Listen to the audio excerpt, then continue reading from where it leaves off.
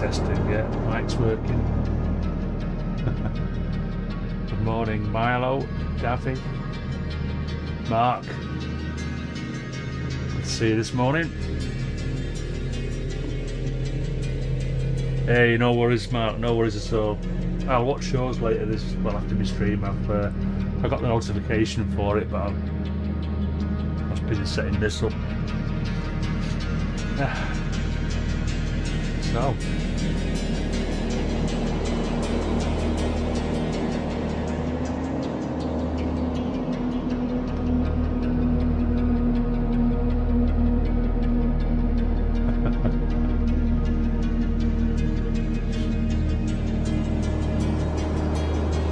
Oh, yes.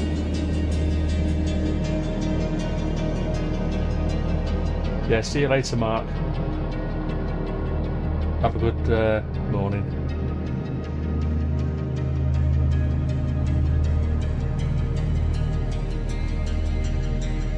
I'm a bit early again today, I suppose. Not fair on my American friends. Okay, see you later, Milo. Thanks for dropping in first thing and saying hi. See you in a bit. Oh, you up, Klaus?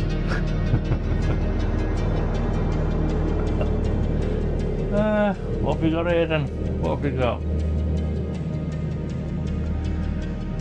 Well, I suppose, and as per Milo's request in a message on YouTube last week, I've dug out the JP-8000.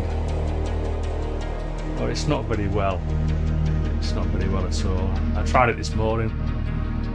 I've got to boost the audio that much that it just sounds terrible, and there's a bit of distortion as well. So I might turn it on later. But I had to get it out actually, because one bit of news is that I'm hoping I've ordered the right part to fix it.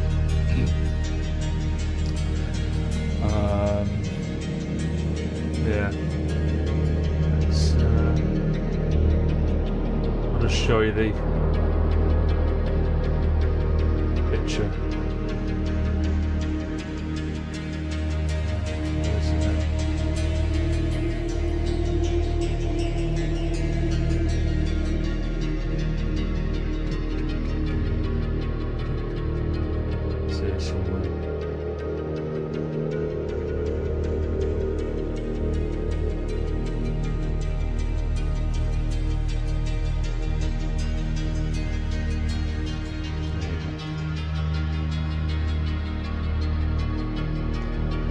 So let's switch to my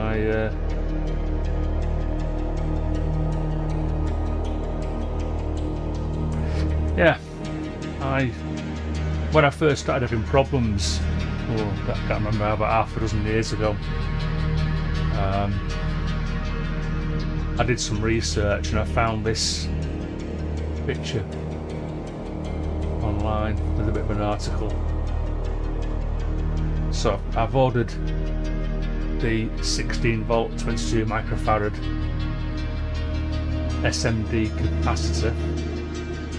The frightening thing being it's an SMD, which is surface mount basically.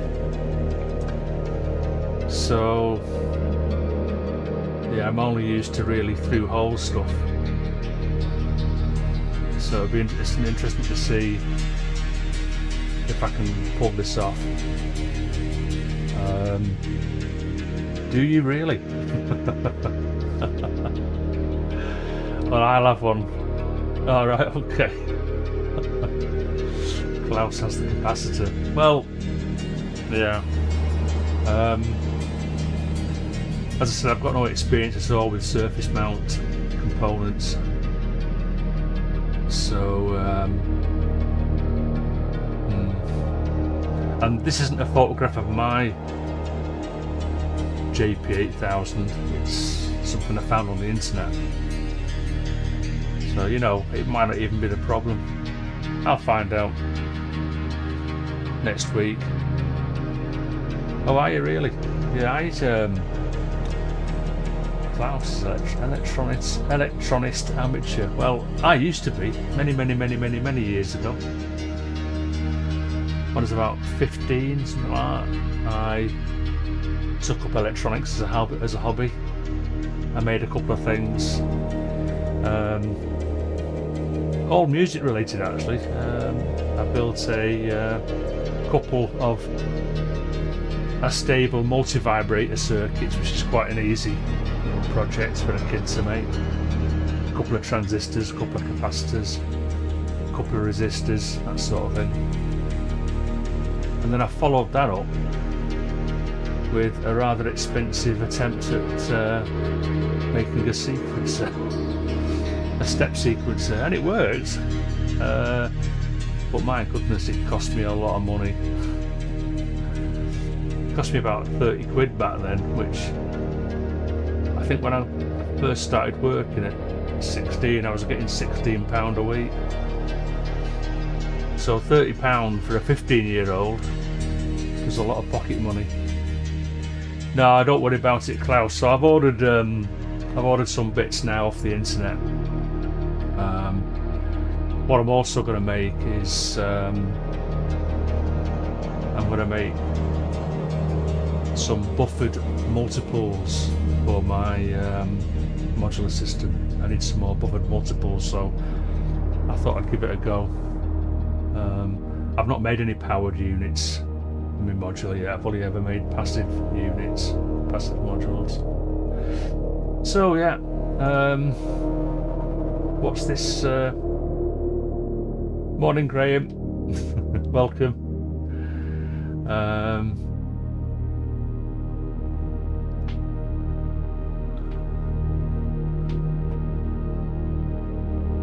Yeah, I got it from somewhere in the UK, Davy.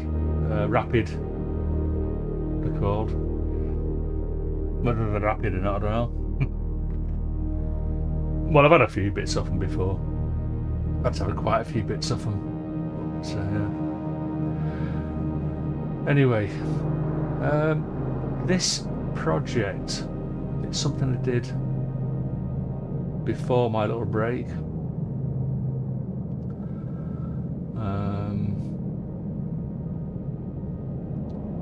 And all I've done this morning really is added that elements sequence, that like metallic thing, which you can see off there's a little envelope here that I've just put in for this morning. This won't stay. I just wanted some sort of an introduction. So that's it, you've had an introduction. And it's coming round again now, it'll repeat. Yeah. So, what I did do yesterday, I must have spent about 4 or 5 hours not messing around with this. Let's shut the span down a sec. Yeah, I did some housekeeping, i.e. renaming tracks, renaming clips, something more suitable.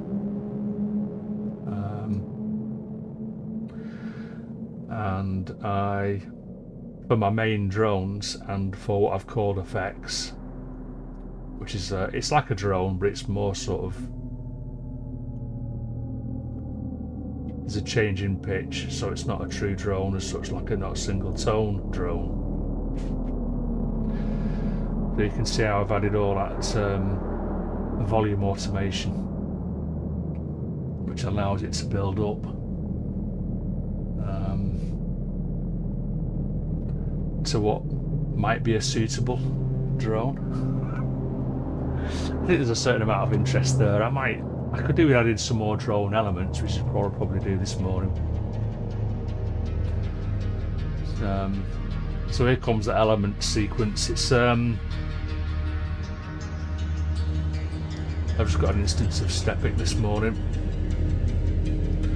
We're in D sharp pentatonic minor, which is strange for me, which I'm always usually working in C major.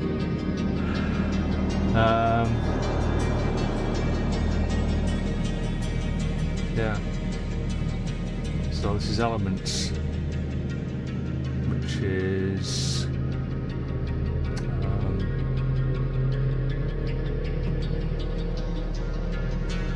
that thing there. That's elements playing away. I've used the A190-4, which is the MIDI to CV converter, this morning. I had a bit of a problem with it, but only because I couldn't remember what channel it was operating on. I had to go through all the channels. I could see I was getting clock, but I was getting no gate. So I thought, what's going on here? Anyway, sorted that out. Yeah, so I'll probably record this. It's a simple sequence, and it's not random. It's just the same sort of just a repeating pattern.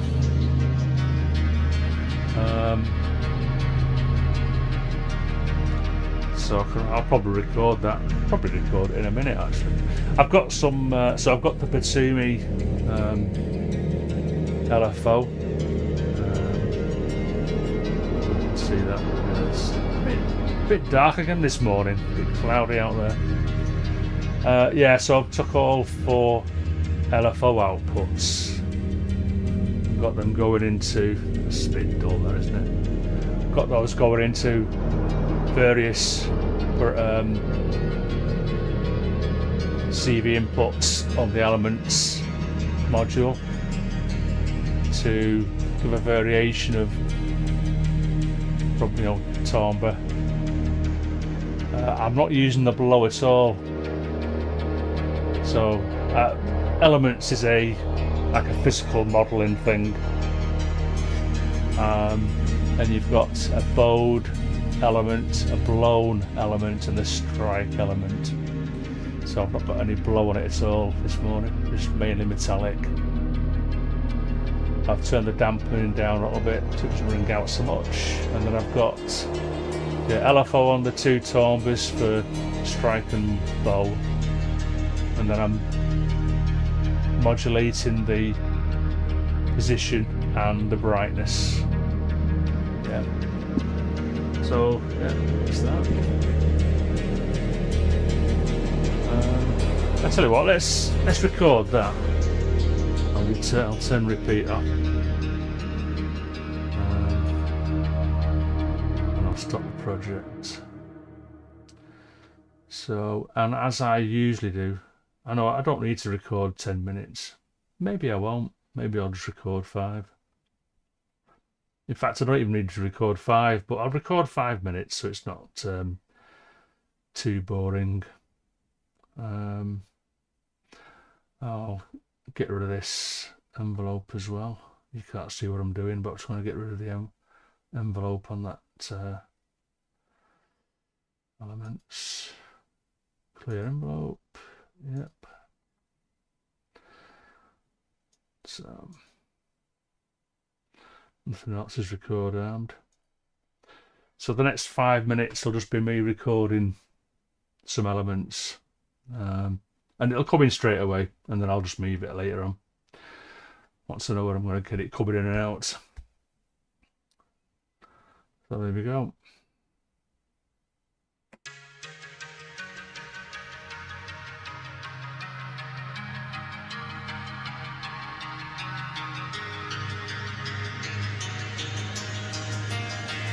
While that's recording, I need to go back over this thing, because if you remember last week I did a bit of wave folder stuff and made myself look like a bit of a pillock because I hadn't read the manual. Okay, I now know a little bit more about how this works, so perhaps a little bit later on I might just explain again what earth's going on there with that. Well, there's a couple of videos, good videos that's already listed that tells you about that particular wave folder, but yeah, I might try and explain better what's going on with this thing.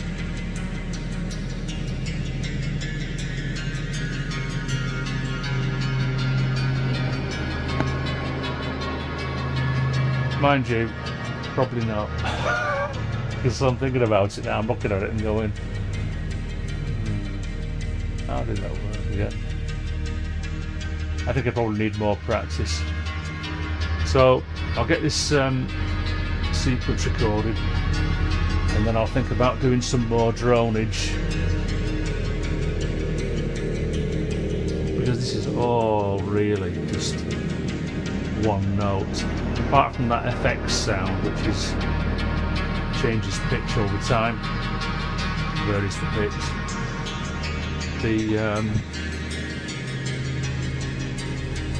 So there's it's a D sharp 1, and then there's two D sharp 2 drones, and then there's a D sharp 2 drone, which is, I've called it Dream, but it's created with the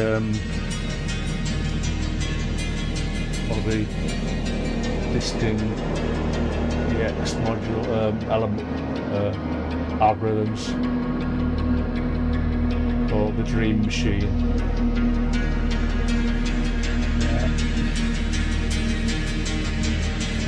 So I mean, I might even look at that again. Might put another layer of that down, but in a different pitch. Yeah.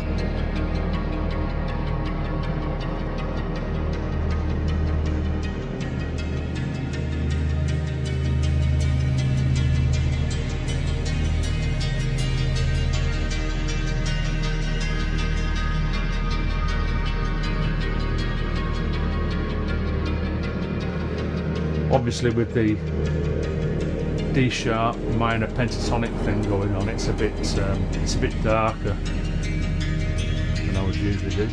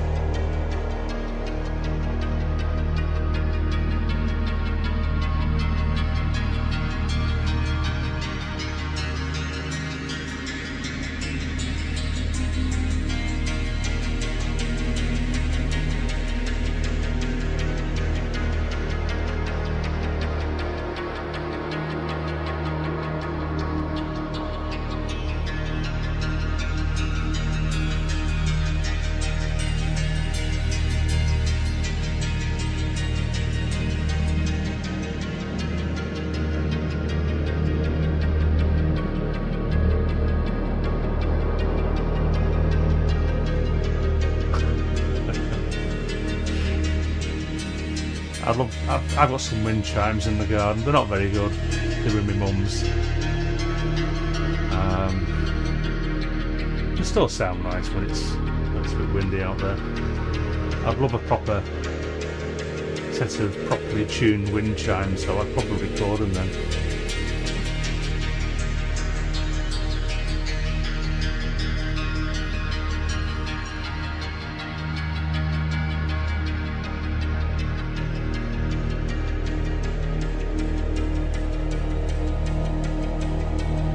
Well, that's over 5 minutes, so let's stop that. Save all.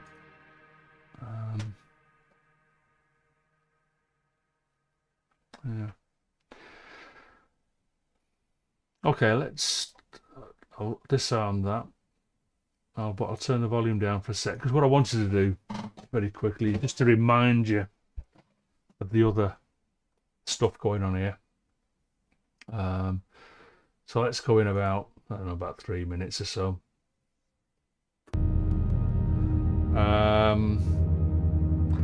So the other tracks I'd recorded,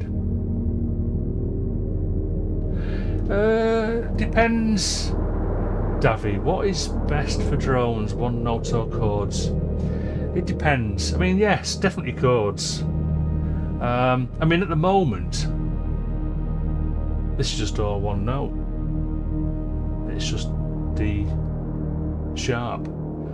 either D sharp 1 or D sharp 2.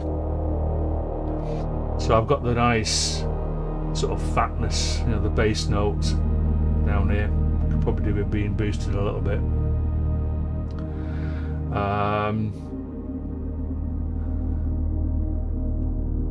And it kind of, I mean, for me, this almost works on its own.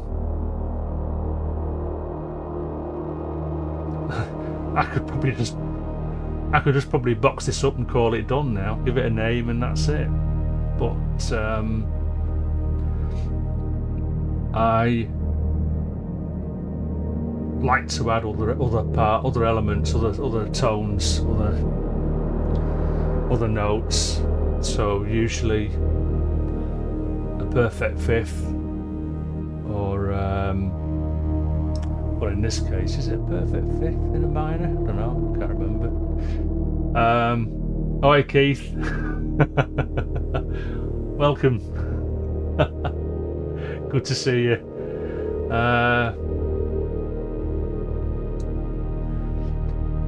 Yeah, I mean, it really does depend. It depends on you, the creator, and the listener. I mean, drones are a bit funny, really. They're not for everybody. Certainly not this sort of drone. I mean, there is other sorts of drone music that's a lot more interesting than this. But then I've heard drone music which is not much different to this. But yeah. So this is I'll go through the other parts of this that I've already recorded. So obviously I've recorded the elements thing this morning.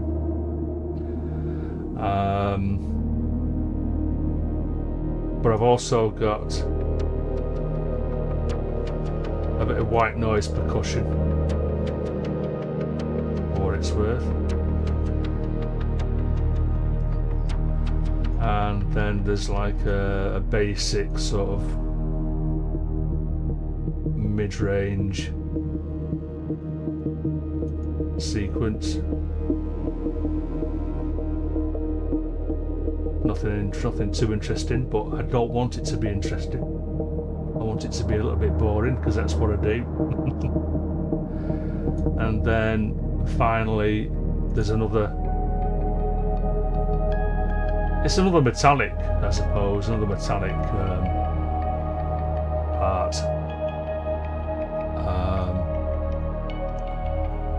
This was created by the resonator algorithm in the Disting EX.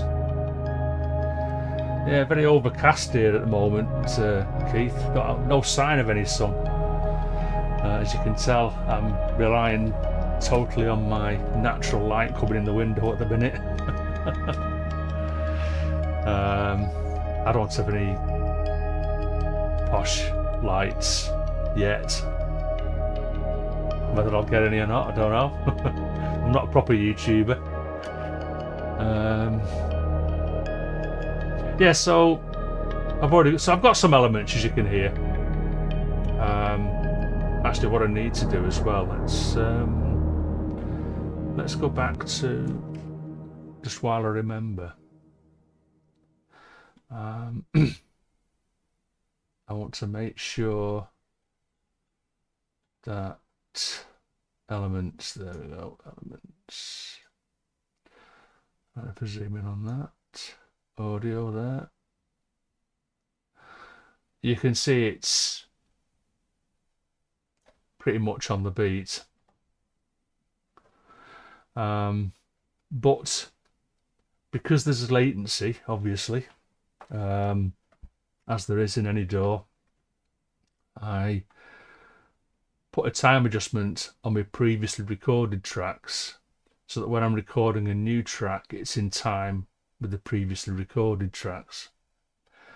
And that's just a simple Reaper JS plugin.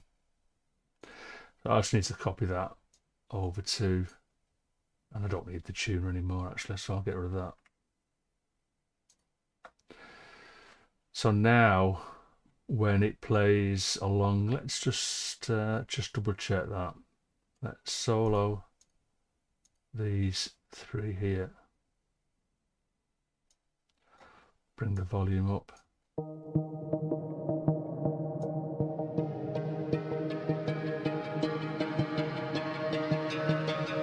So now everything's in time.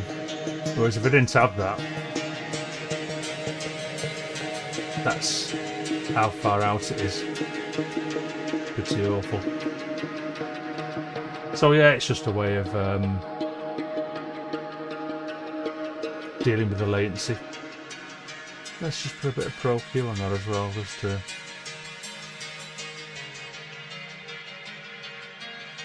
I probably don't need to do such a drastic.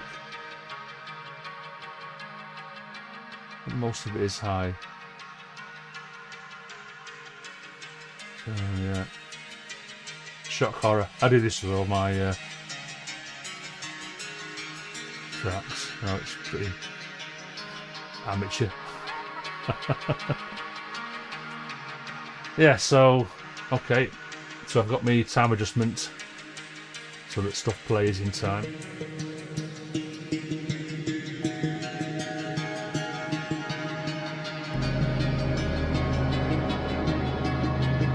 Let's take those back out of the mix. I'm still not 100% certain how all this lot's going to fit in. And I've also got a guitar track there as well.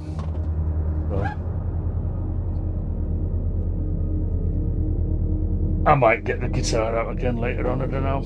I've got a bit of an idea of what I want to play on this.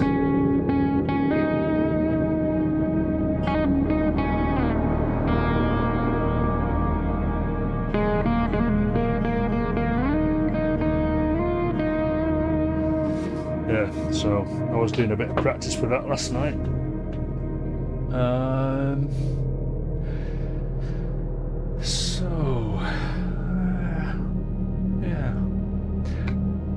I suppose we could do with adding another drone track.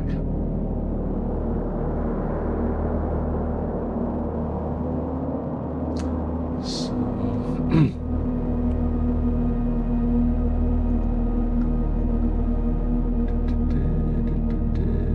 and what I will do, I won't put this into the drone. I've got a drone bus going on. There's a bit.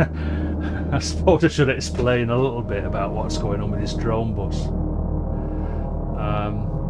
You'll notice that the meters are slightly different on the drone bus because what I've done, and I'm sure some of you will shout madly at me saying, what the chuffing hell are you doing there, mate? I bring in the resonator and the polywave table. This is an attempt. I say an attempt to use a little bit of side chaining to I don't know, duck, if you like, the drone elements to suit the oh, morning Dan. Thanks for coming in and saying hi. Yeah, hello. Don't feel obliged to stay, it gets very boring in here. Words are all about the drone at the moment anyway. Yeah, so I've got an instance of Pro Q and I've got some so if I click on that one there and click all of these three here, I've set this up so that you can see where it dips the EQ curves down in time with the resonator and the polywave table sequence that I've got going on. So if I take those volumes down, it leaves the... I've put some... Actually, I can probably get rid of these now because they were... Yeah, we don't need these. I'll just turn them off for now. So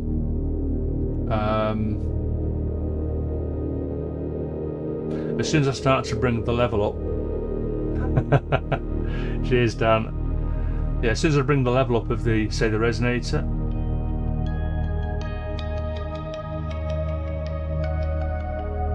it starts to duck some of those frequencies down, but leaves the bass alone. So it's supposed to be the frequencies around about the frequencies that's being used in the resonator. Same for the polywave table. It was an idea. Do you know what I mean? I'm not very good at this sort of stuff. I mean, side chaining. My goodness. So yeah, it is side chain of a fashion. I should probably have used a compressor or a multi-band compressor. But I thought, why, I've got Pro Q3, which you can do side chaining with. I thought I'd have a go with that. So yeah, I just thought I'd explain why there's 2 meters here, or different sort of meters. So in Reaper, what it does is your track can show basically as many inputs that is coming into that particular track. So I've got a stereo track, which is the drones coming in. So if I click on any one of these, it's sending to the drone bus. I've turned off the master send so that the volume is controlled and the side chaining is controlled entirely from the drone bus, and that's the same with all of these. So in fact, you can just about see in my theme, if the M is green, that means that there's a master send, so it's going to the master bus. But wherever the M is dark, it's been turned off. It's a weird way of working, but I'm not a scientist. I'm sure there's better ways of doing it, but it suits me. Morning, Klaus M.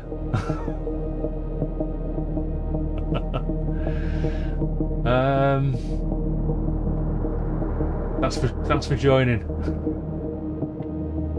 Let's go back to that one a sec.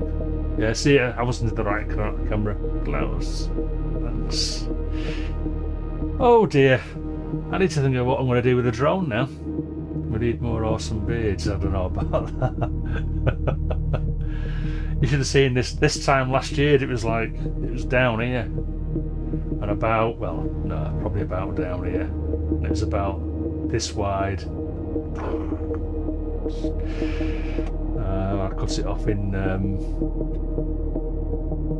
at Christmas, down to the wood, and then just slowly let it go back again. But I'm trying to keep it sort of tamed this time, the beard.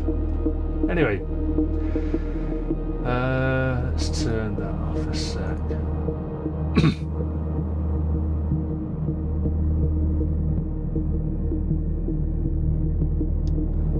I'm just thinking, let's turn off that basic sequence. So at the moment, we're just listening to drones. I've added another drone channel in Reaper, and I just need to think about where I get that drone from. So let's leave that playing in the background. I'll add a tuner because I'm wanting to tune something. So again, this is on my Reaper screen. You can't see this in a minute.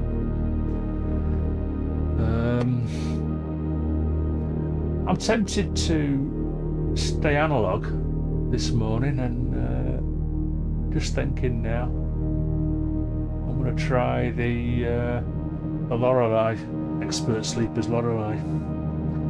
So let's. In fact, I don't need this now. I can get rid of all this. That's done its job. Rip down the patch.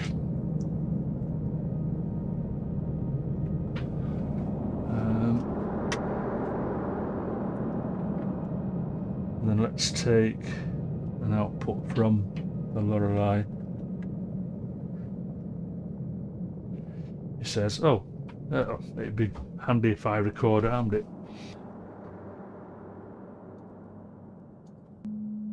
There you go.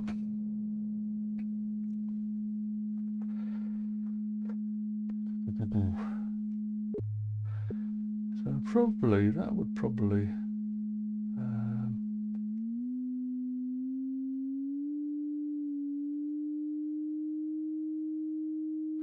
so I'm on D sharp 3, but let's have a think about this. I'm just looking at my keyboard. So I'm on, I think, is D sharp, I think craftily D sharp pentatonic is all the black notes, isn't it?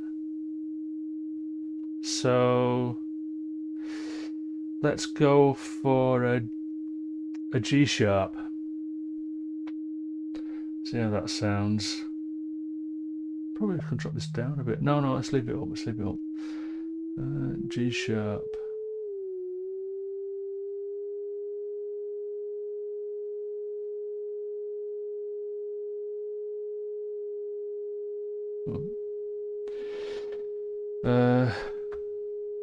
I realise now why my drone stopped, because I've turned repeat off.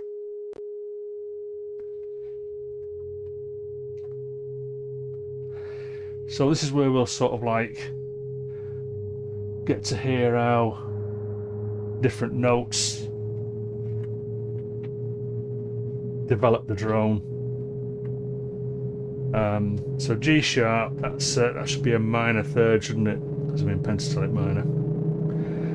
I'm sure all you music theorists can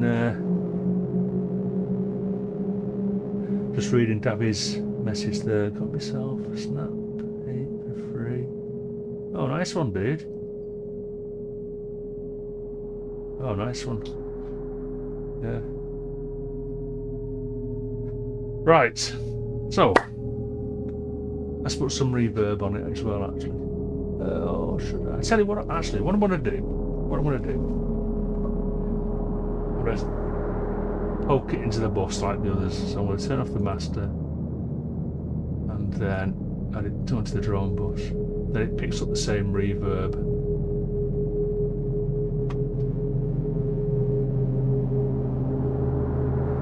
It's slightly out of tune there. I could probably tune it by ear, but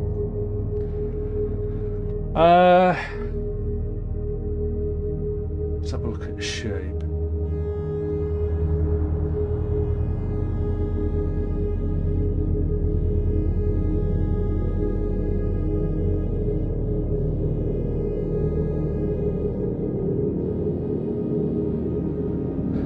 Let's try.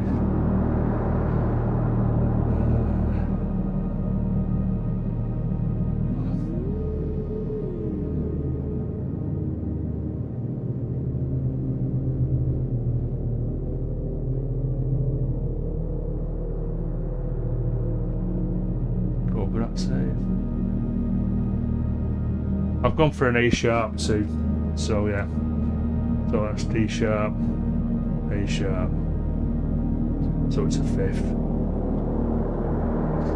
Let's turn it up a bit.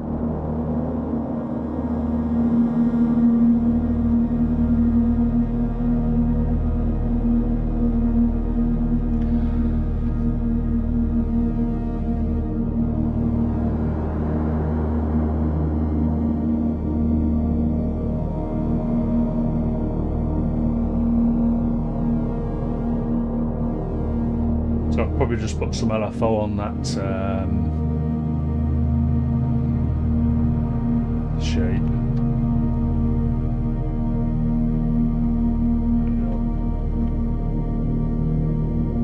The shape amount. So let's do it quite drastic to begin with, and we'll dial it back.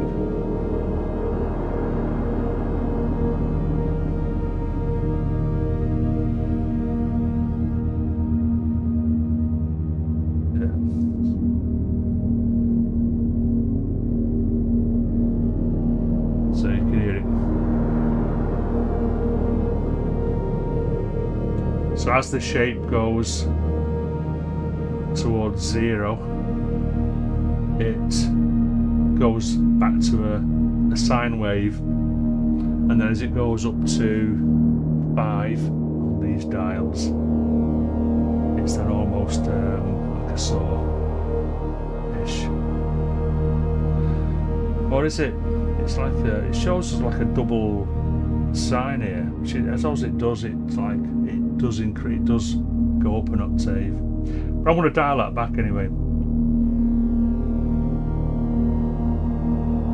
So just dialing a shape that's a little bit sharper, more harmonics to begin with, and then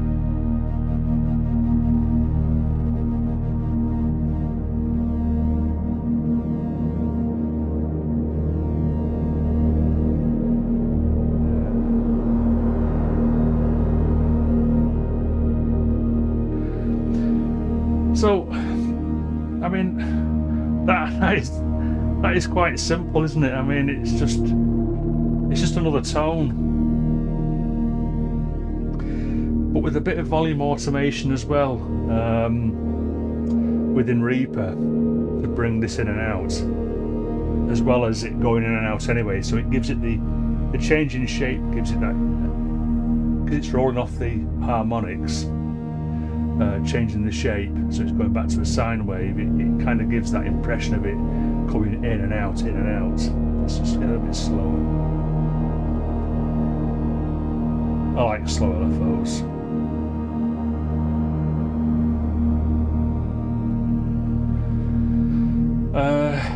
Yeah, and also, you know, I think for me, I don't know about you guys, but it does add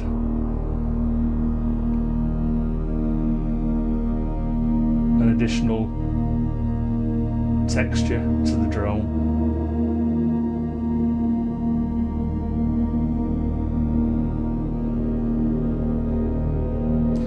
So the question now is, do we record it? Oh, good morning, Jack. Yeah, thanks for joining. Yes.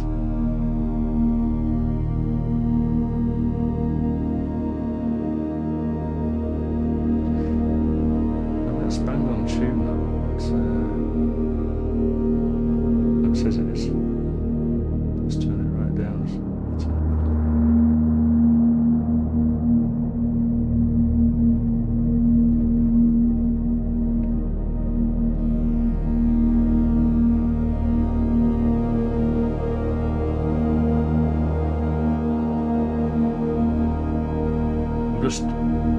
I'm just dialing it back a little bit more on the amount of shape change.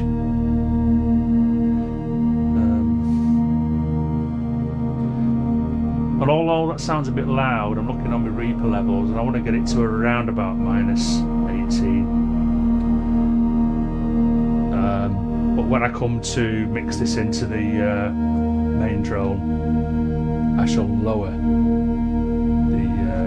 volume. In fact, I can lower the volume anyway, but it won't affect the actual input level, so let's take that down a bit. There you go. Doesn't sound quite so in your face.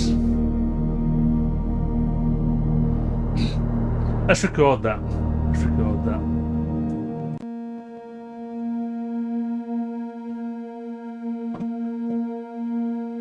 So, yeah, strap in, guys. Just going to look at this changing on its own. Let's go back to Reaper a sec.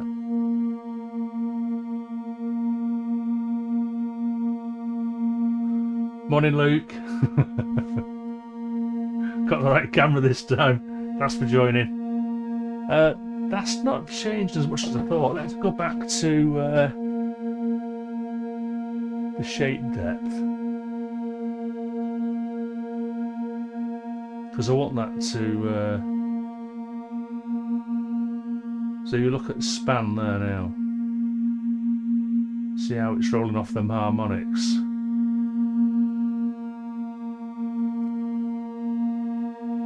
I want it to come down a bit more. Let's just give it another, in fact let's just speed up the LFO for a bit, eh?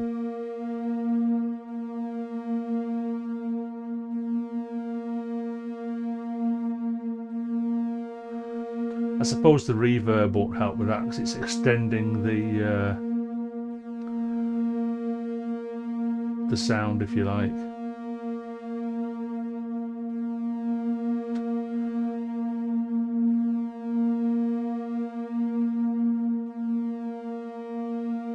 But that's going to do me. Let's just take that LFO down a bit again in speed. In fact, there you go, it's gone right down there, look. So maybe it was the reverb, the tail.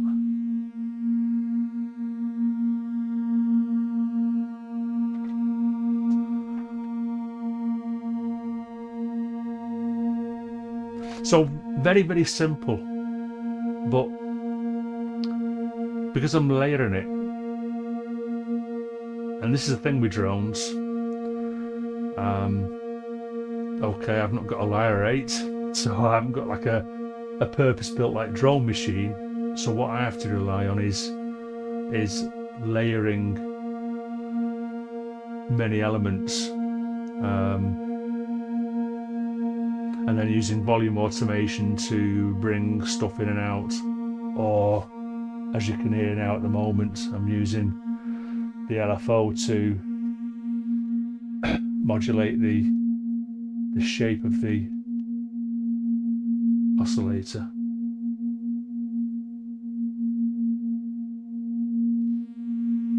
So I'm still not 100% happy with that. Sorry about this, guys, hold on a sec. Just going to take that shape up a little bit so that when it drops down,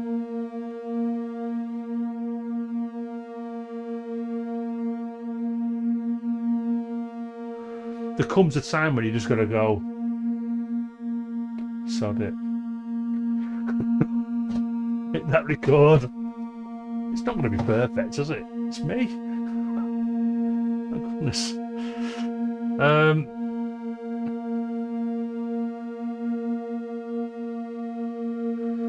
Don't need that anymore.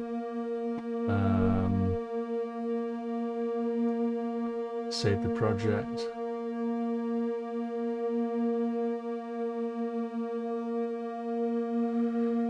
Now again, just to save your sanity, I suppose I could just record 5 minutes of this and then copy it and fade it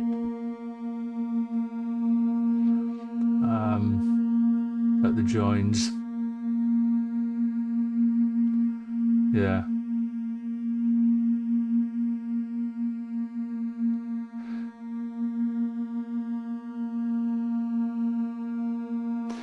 So what I've got at the minute on this, Dan, who's asking, when you layer, is everything on the same note of the drones, or do you sometimes layer as a fifth, third, etc.? Yeah. So what I'm doing now is I'm putting a fifth down on top of my other 4 drone elements, which are all the root. I've got a D sharp 1, which is the bass fundamental. And then I've got 3 D sharp 2s, which are slightly different in timbre. And then on top of that, I've got the FX tracks, which are like a drone, but they vary in pitch over time. So I'm going to record this, and then you can hear the other stuff as well at the same time, because I'll let the other stuff come in as well. So let's go.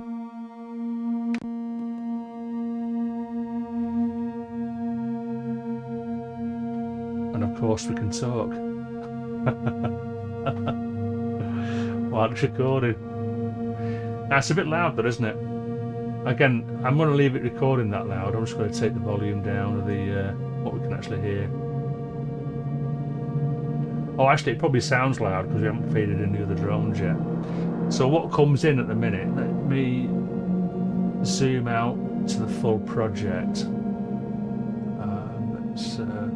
I don't want a close span, but it's interesting.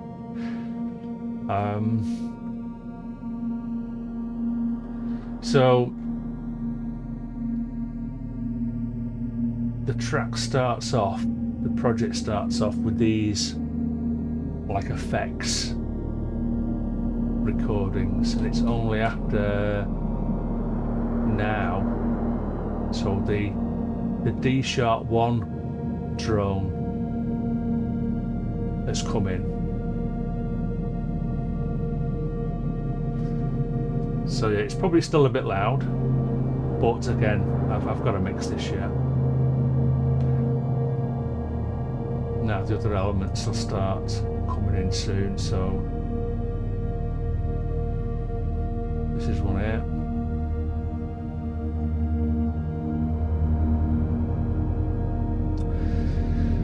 So Dan, what I sometimes do as well is I use the harmonic series.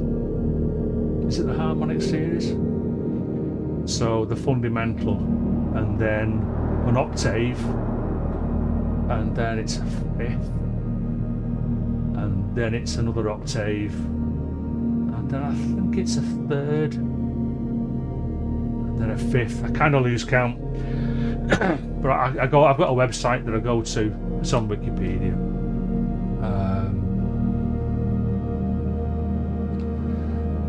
And I sometimes build my drones up from the harmonic series and I'll probably just use sine waves as well for that, when I'm doing it that way. So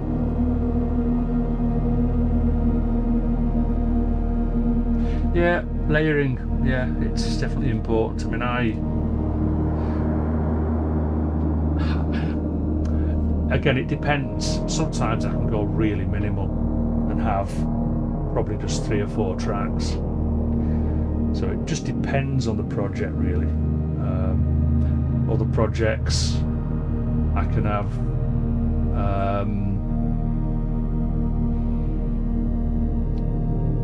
dozens of tracks.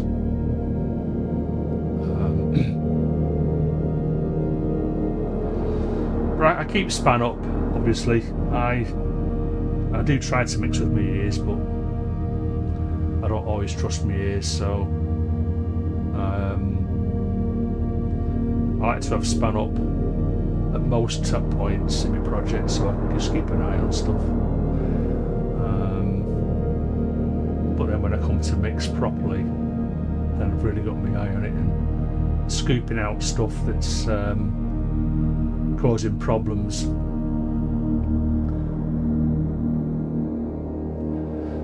And of course, you know,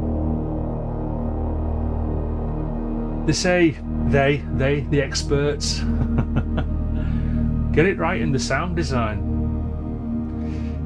but it's not always possible. And sometimes, you know, sometimes you just gotta stop faffing around with your sound design and just go in there with a bit of drastic EQ to fix stuff. That's what I do anyway. Yeah, definitely. Well, the full bifters loop. Yeah, like you say, timbres, pitches, noise, all the embellishments and sparkles, like you say.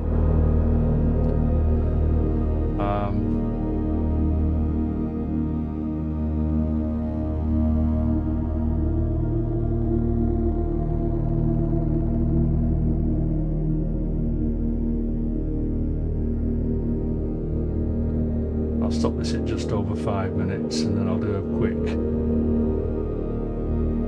bit of housekeeping. And I'll show you how I just fade the two, join them together too. So I'll just copy the clip, fade at the edges, and it works quite well, to be honest, for what it is. It's only a drone. Oops, I fell off my stool. Fortunately, I'm on my Reaper camera.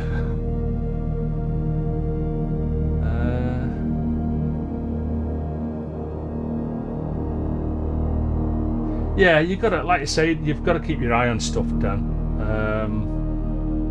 I'll show you in a minute what I mean as well by that. So let's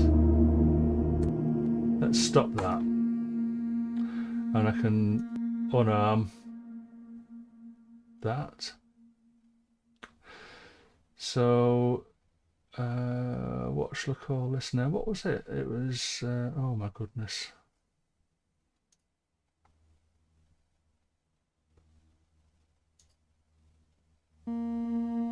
A sharp 2. So, in fact, that's wrong. That's not A sharp 2. That's an octave out. I don't know why tuner does this. It's not A sharp 2. It's A sharp 3. So let's call this drone A sharp 2 3 A. I've heard from project to project. What I've decided on this project is that I call stuff A, B, and C. So if I have another A sharp 3 drone, I'll call it B. Yep. Let's close that, and I can rename that. In fact, what I'll do, let's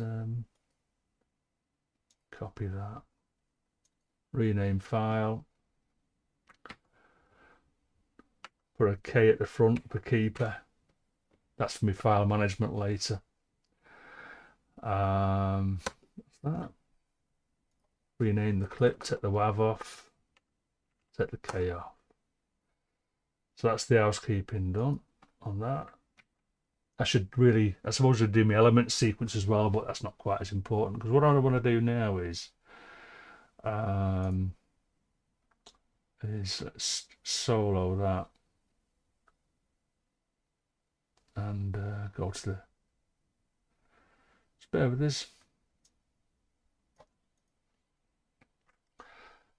So now I've got a copy of that, and I could you see how that's got like a, you can see the wave going, like that.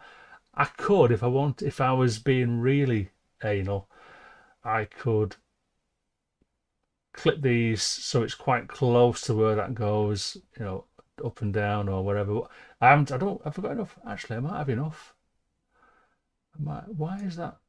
Well, I want to record it for 5 minutes. Where's that gone to? Because this is a 10-minute track, isn't it? 10-minute track. All right, okay, well, let's have a go with that. So you can see how it dips there. I'm going to stretch that back to there, roughly. And then that goes back to there, roughly. So they're going to be around about the same shape. But let's zoom into that, because what I'm going to do now is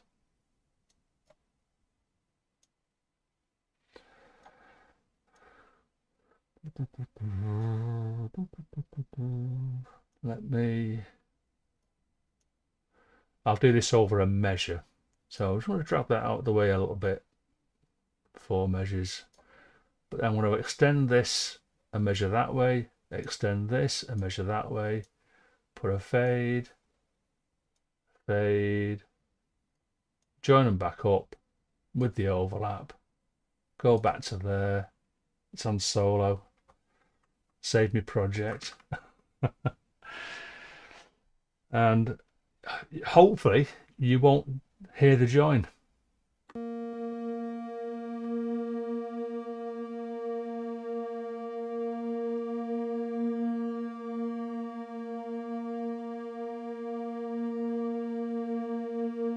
Voila. So let's just tidy that up at the end. Yeah, I recorded way too much. But there's another method in my madness here, because what I've found over the last, I don't know, couple of months really, probably a bit longer, I've been recording stuff and then this little click will occur, as though someone's turned a switch on or off or something in the house. Or like a timer's come on or something. And it's not so bad on the drones, because all I've got to do is I can just just what I've done there, I can zoom into the clicky bit and I can cut that out, fade it, overlap it, and it's sorted. So that's another reason why I sometimes record more than I need to. And I suppose while we're here, let's just do a little bit of rudimentary volume automation on that. So we probably don't need that to come in till down here somewhere.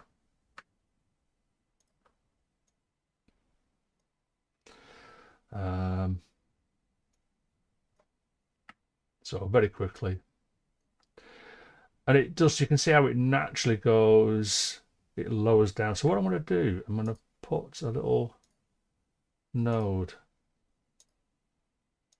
there on each one of those. And then down here, I can probably take it right down. Let's get maybe out a little bit of this span.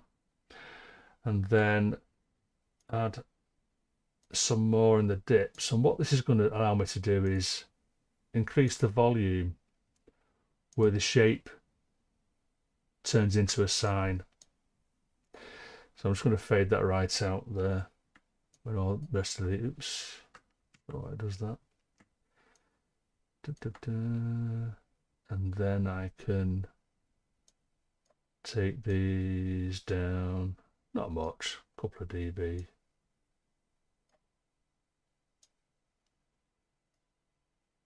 Rudimentary stuff at the minute. Anything is subject to change. So I've turned let's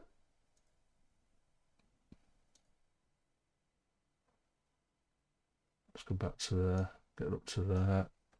But let's just collapse all those tracks. Oops. So let's just, where did I got that coming in there? So I'll bring it up to there roughly, and we'll see how this fits in.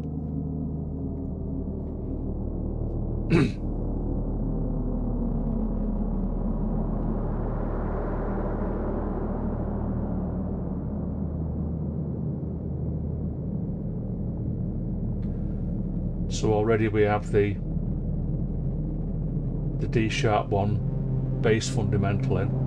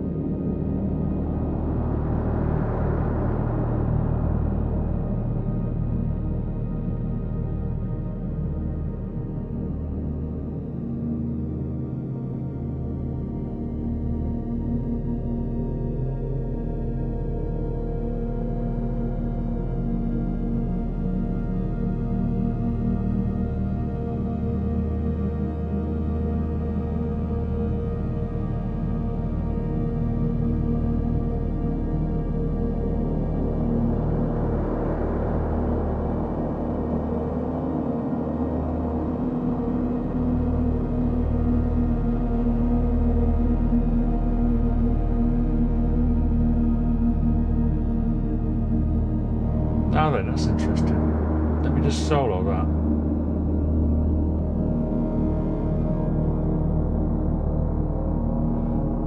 Oh, all right, okay. Funny, yeah. So let's. All I do with these. Let's go and stop that for a second. So Luke, yeah. Out of the box, Reaper doesn't have these dividing tracks, because Reaper, it just doesn't. Everything is everything. So an audio track is a MIDI track, is whatever you want really, a boss or anything. And what some people do is they use folders, and a track becomes a folder just by literally dragging another track onto it. I don't like folders. I prefer to manually create buses. So as I was explaining before, I've got a drone bus here, and if you'll notice, I don't know whether you can see the graphics or not. It's probably a little bit because I'm on a 2K monitor. I don't think then I'm on a 2K monitor, so you can't really see these very well. But basically, my 5 drone tracks, I manually turn off the master send, so each one of these tracks does not go to the master bus, but I've added a send to the drone bus, and then the drone bus goes to the master bus. The dividing tracks, they can be any colour I want. And I've just noticed, I mean, I don't have a lot of, right, one thing, I don't know whether you've noticed that when you're doing colours, and this, I find this a lot when I'm doing my full-time job as a piping designer. After a while, colours, you know, you might have 256 colours in the palette, but there's only about a dozen colours that you can actually tell any difference when two colours close are put together. So I have got a couple of toolbars that are made. So I have track colours, which are sort of like these more pastel-y sort of colours. And then the one with the vertical bars, that's divider colours. So I've got a range of slightly brighter, starker colours. And all I use these toolbars for, so let's say I've got my FX track divider, sorry, my FX divider selected at the minute. I could click on any of these colours and it'll change it like that. But rather than click a track colour, I'll pick a divider colour, which is a bit darker. So it could be orange, perhaps. I'm going to run out of colours, but I've found that these are the main ones that sort of like stand out. So, yeah. And then what I'll sometimes do, and I've not done it, it depends how anal I'm going to be I am with my the managing of my projects. So I could use, say, like a lighter colour of orange, say, for those, and like the cyan. It's annoying how it doesn't. You've got to. Yeah, that's a bit annoying. There's got to be a quicker way of doing this, but I'm not about speed. I really don't give a crap about productivity. Productivity is the last thing on my mind, I can assure you.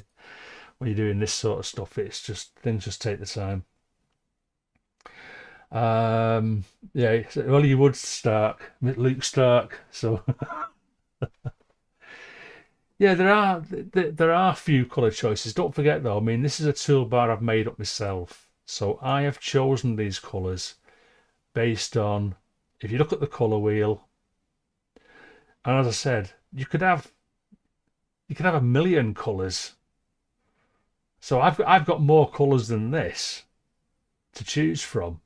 But if you look at so there's the track colours, and there's the, so even there's not much difference. Actually, I've just noticed I've got that one there, that track colour. There's not a corresponding pastel. Unless it's though, it might be those there. Yeah, there might be those.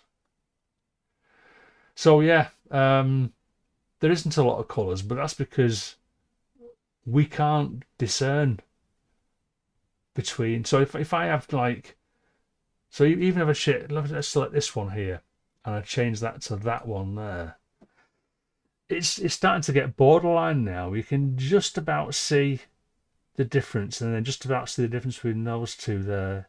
So I mean, arguably, I don't even need all these. That could be a bit darker there. But what I do now is I pick like I pick my divider colours from my little divider toolbar, and then I click the lighter pastel colour in the track colour toolbar. That's what I've started doing. So I could probably get rid of some of these, really. But yeah, actions is good, Davy. But again,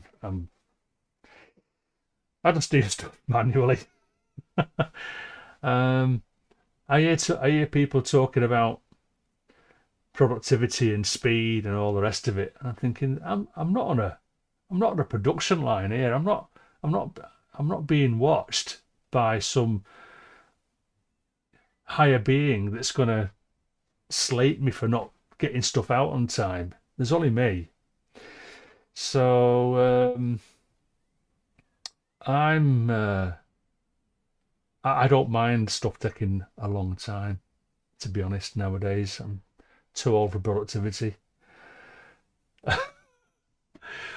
Well, it's funny you should say that, Luke, because I deliberately sometimes say, "What, me green one?" and I'm holding like a grey one in my hand.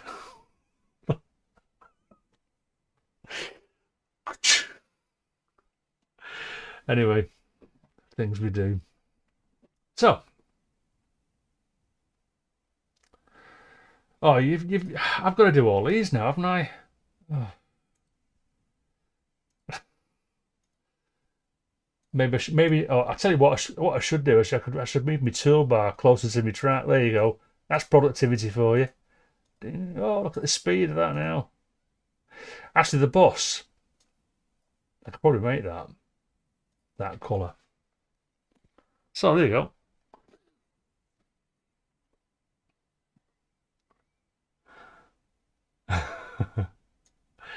Right. So, morning, Dave. Thanks for joining. Yeah, a little bit of housekeeping there. Effects. Is that which one is it? Is that one there? It is, yeah. So let's do these. While we're at it, let's do these. I'm not. This particular track here is for when I try to power up my JP-8000 and show you how bad that is at the minute. So, where was I? I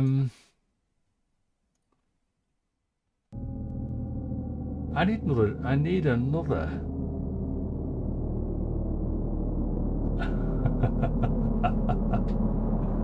Just laughing at Maltis comment there.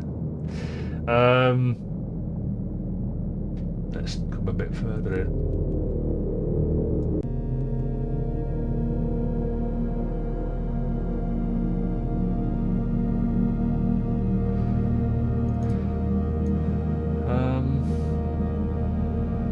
I'm gonna have another drone.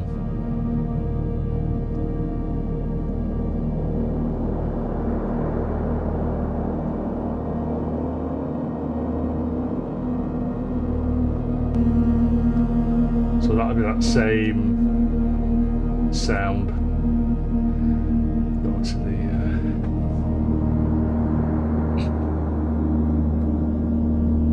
so I don't need two A2s. Let's try.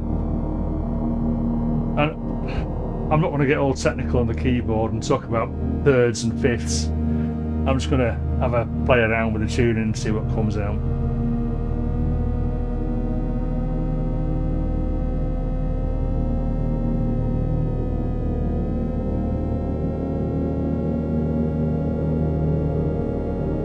There you go. How's that? So that's C sharp 3, which is full tone down, or 2 semitones down from the root note. So what's that? Answers in the chat, please. All I know is it doesn't sound that bad, does it? Let's take a different output though. Is that too harsh or what?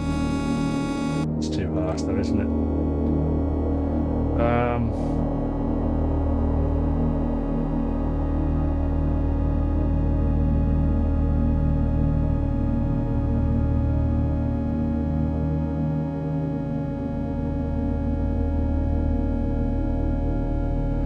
Let's change the LFO speed slightly.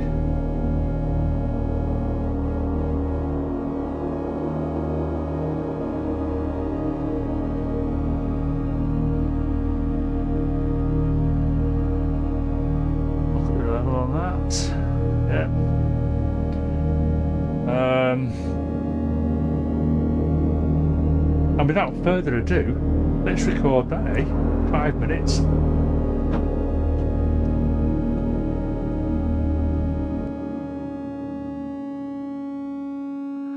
What I need to do actually is, again, remove the master send and send it to the drone bus so we get some nice...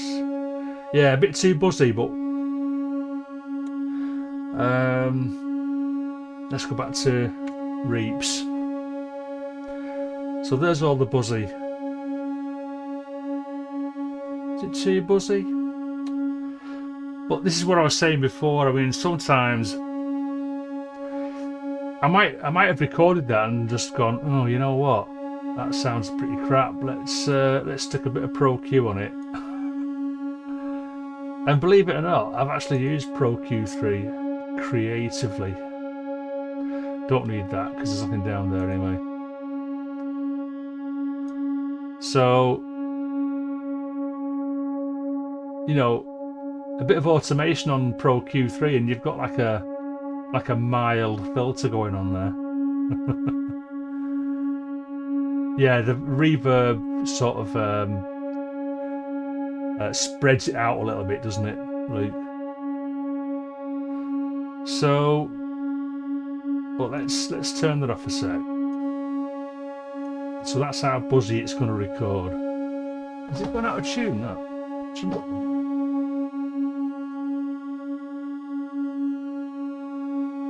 Very sensitive. And I know it doesn't have to be dead on, does it, Ro? But you know, there you go. So,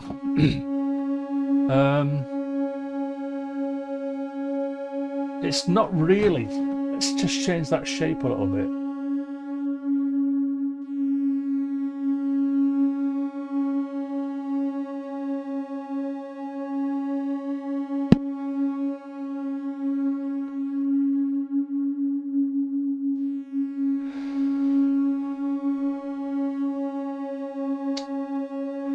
I mean, although this is a sine wave, and I don't think I've got a triangle. With the Batumi, I'm using the Batumi LFO at the minute. Let's try that one, which is a triangle.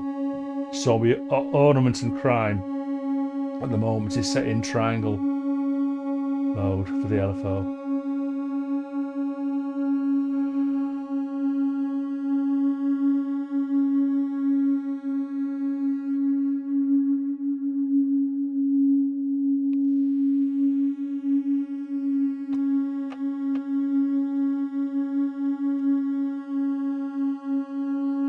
So birds are set. Oh, hey up, Aslo. Thanks for tuning in, mate.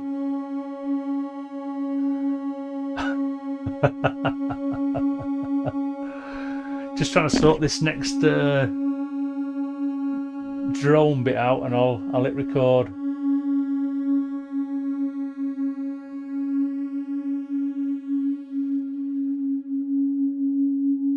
That's gonna have to do. Is it? It just drops off a little bit too much. So let's turn it up a little bit. Sorry about this, guys. Sound design at its highest.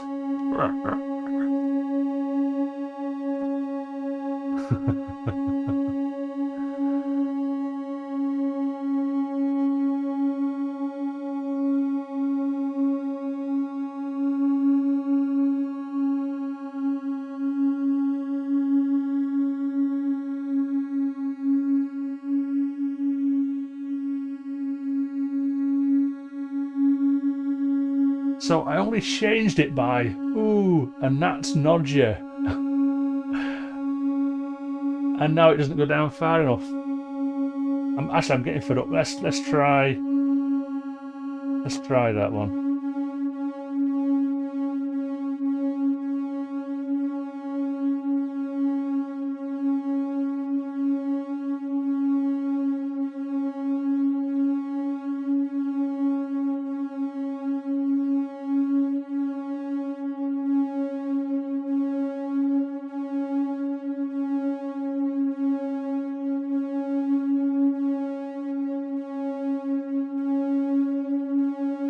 Nearly there, nearly there. Thank you for your patience.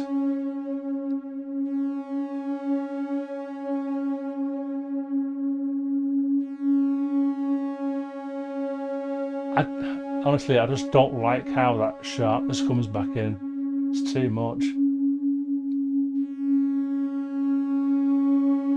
And what I might have to do is just roll it off to some EQ later. Creatively, of course. Let's see how it sounds in context. Hold on a sec. Yeah, slowed the LFO loop. Sometimes I sped the LFO up just so I could hear the high and the the peak and the trough quicker. So I might even take it a bit slower actually. Let's just take it down a bit. As long as it isn't the same as the last recording, that's the main thing.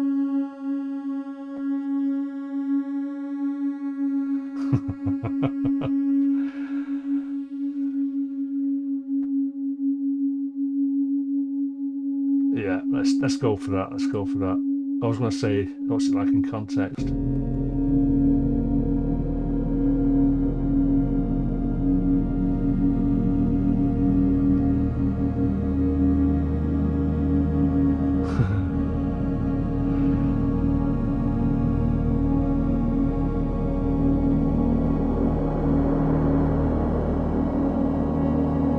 Let's name this actually. So this is a drone. C sharp. I think it was 4, wasn't it? Yeah, it's 4 because again, that's an octave out. So call that. Okay. Oops. Fat fingers. So let's rewind.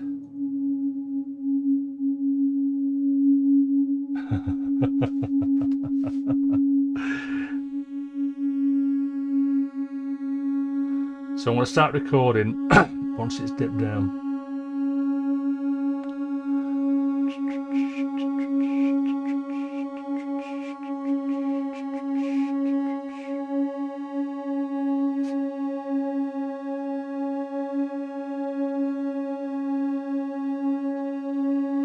I don't know, is that too slow? It doesn't matter. It's too slow that.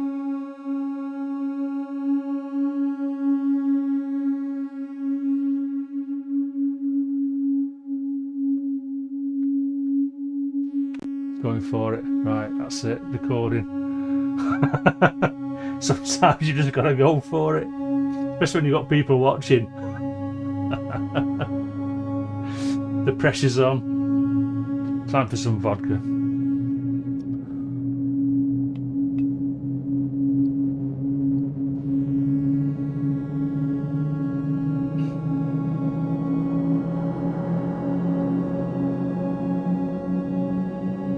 Need to trim my sash.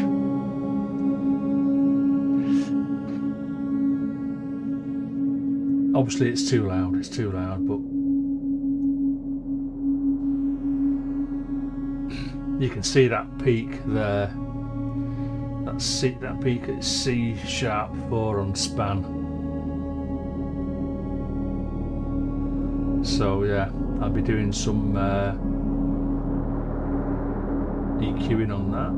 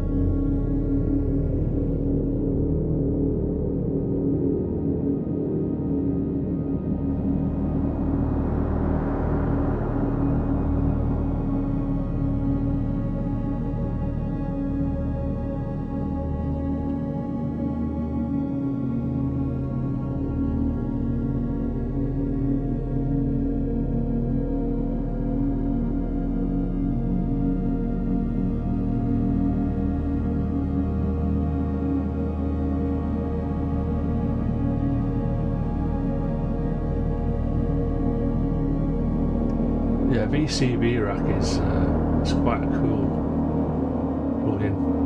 And I say, I don't have it myself. I wouldn't even get it for obvious reasons. Or probably not so obvious reasons. I don't know. No, I did say to myself when I first saw VCV rack come out, I thought, well, I've got a hardware one. What do I want a software VCV for? Yes, Dan.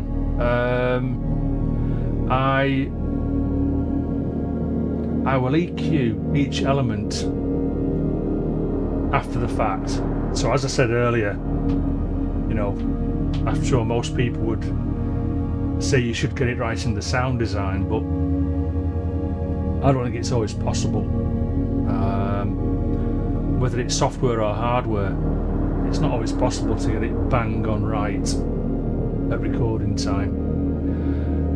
Because as you add more and more things, you might go, well, actually, yeah, there's a frequency in that particular track that's clashing with something else, and I'm not going to go back to the sound design stage and redesign it to suit how the project is now going.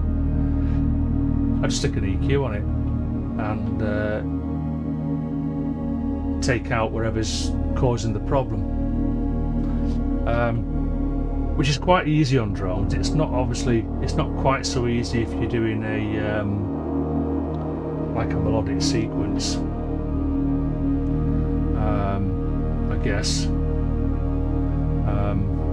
But for drones, yeah, I'll EQ. First of all, I'll EQ each individual track, but then you'll notice that on the drone bus I've got a Pro Q3 on there as well, and I need to evaluate what's going on with some of these. But basically, all I've got going on here at the minute, I've turned these two bands off. These other bands here are set up in sidechain mode to a couple of the sequence tracks. So that one, even that one, they're all sidechained. This one, oh, is also sidechained. Yeah, I think I've got a bit too complex there. Sorry, I need to have a look at that perhaps, because you know, nothing is ever finished, is it? It's just abandoned. But yeah, I might go back to the main EQ on the drone bus and evaluate what on earth I've got going on here. I do like the sidechain bits, which I explained earlier. I can show again.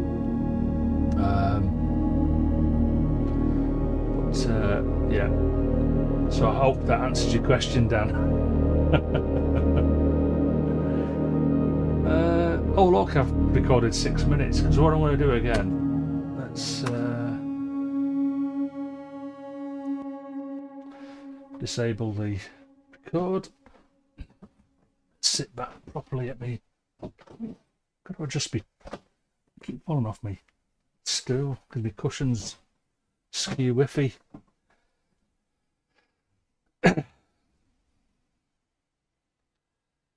Yeah, Pro Q is expensive. I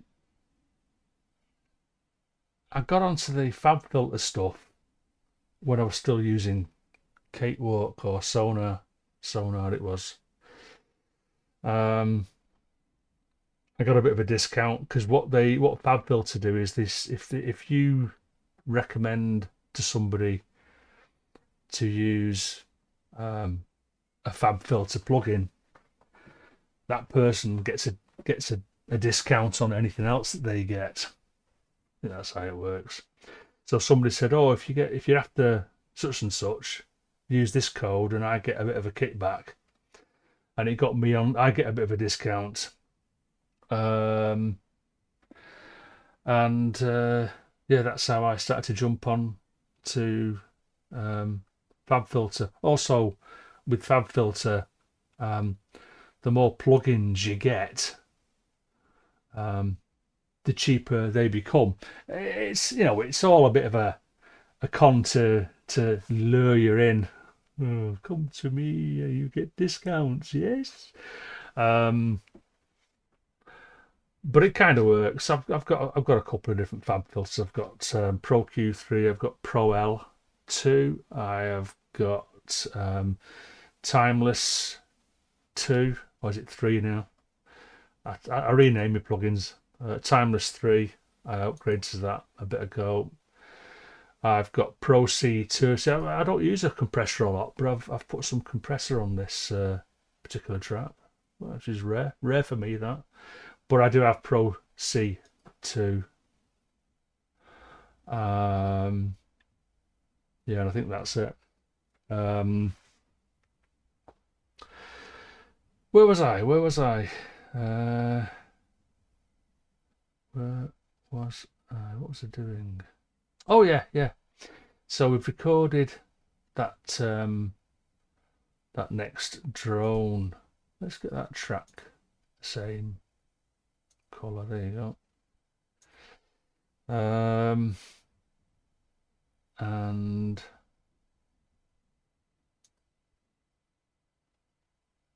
I actually turned that off, didn't I? So let's leave that as it is for a minute. We can do that later. And I will zoom in on that one, so I can do my usual, what I did before. In fact, I like that. I don't actually, does it matter? It probably doesn't matter. It doesn't matter. What I was thinking of was moving that to the dip. But actually, while I'm waffling here, what I noticed was, oh yeah, it does, yeah. So it drops off in volume as it goes to the sine wave shape-ish. Oh.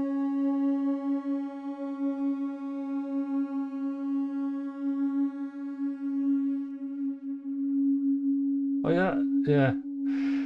So that's took me a little bit by surprise there, because what I was expecting, because I don't know, I don't know about you guys, but I equate these levels here, this yeah, I equate that to volume.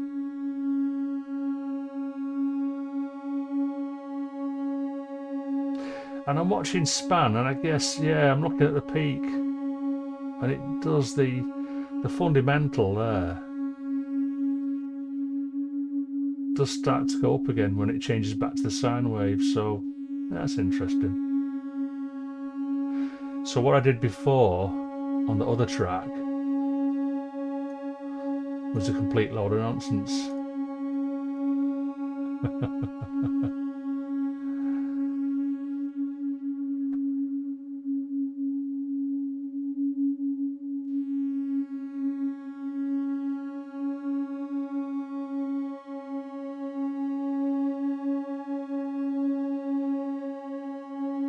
Why can't we hear that? Oh, it's faded out, that's why. You turkey. There you go. Yeah, so I need to basically, let's just, I'm jumping about a bit here, just bear with us a sec. So what I did was on that, the A sharp 3 recording I did,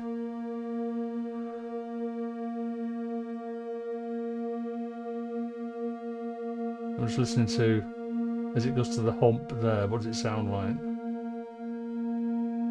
Actually, it might be still okay.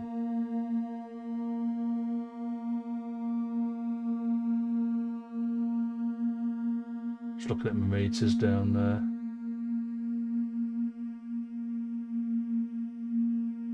So that'd be okay, actually, that'd be okay. So let's just, let's do the business on this track, save a project. You go down there a minute, Mr. Span. And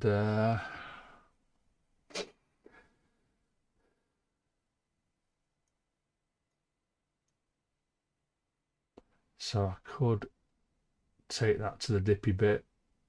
Doesn't really matter. It's not going to be bang on. Move that to there. Drag that back to a similar place, probably there.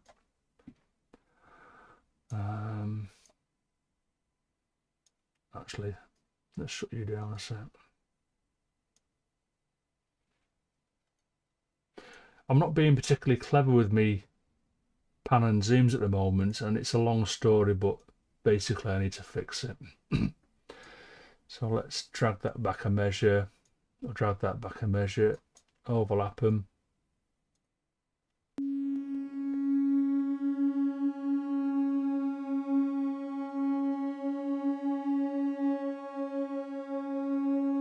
So yeah, I don't know why I checked it, but you know.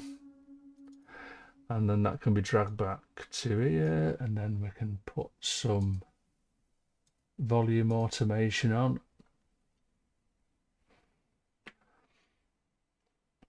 So when does that one come in? About there? So we can probably do a similar thing. Dink, dink, wah. Sorry for the sound effects.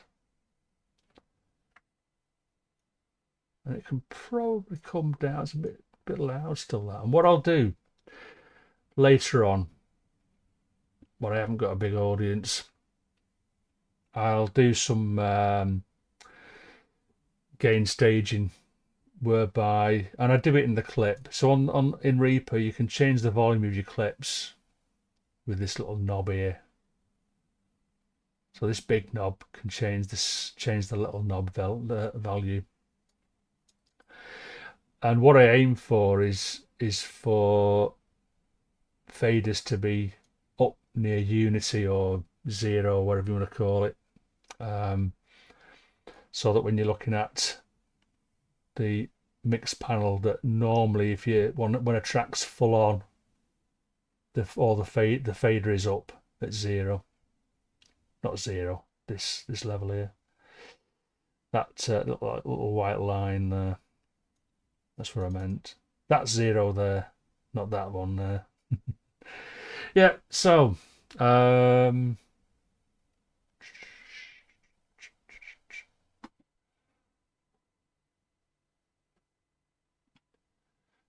me, oh yeah, so let's take that down to about there a sec. Let's just take a rough, and then we'll get that to fade out.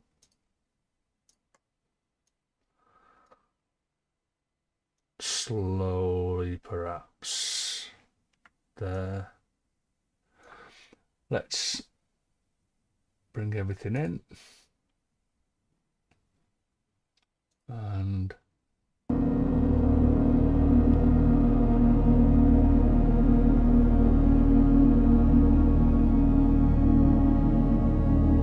you off, Luke?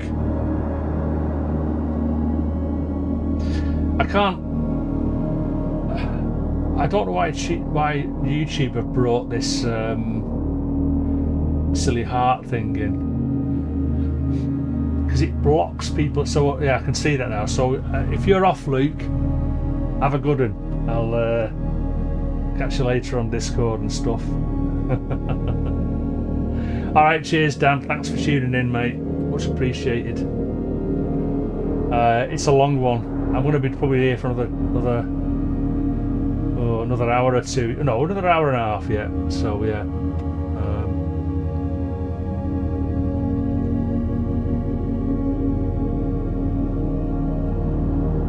So I mean,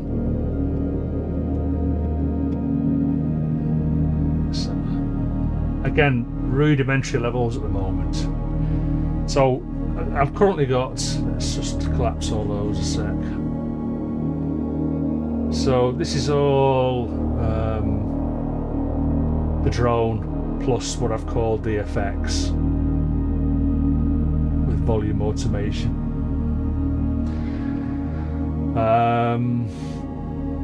and I've not even thought about where I'm going to be putting.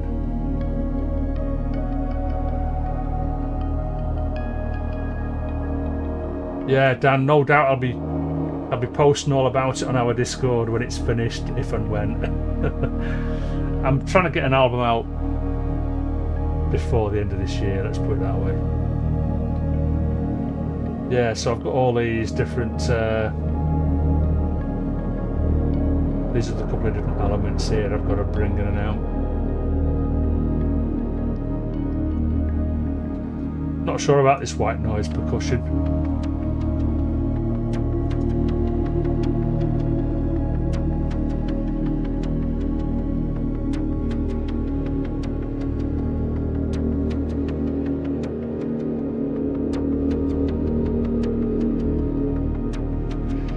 Because actually, I mean, that's something.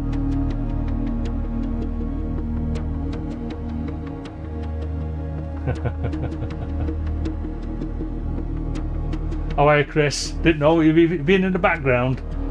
End of this year. End of this year. I mean, it's what? July now, so we're in month 7.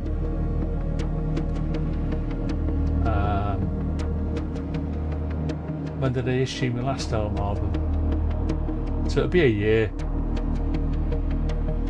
Yeah, and it's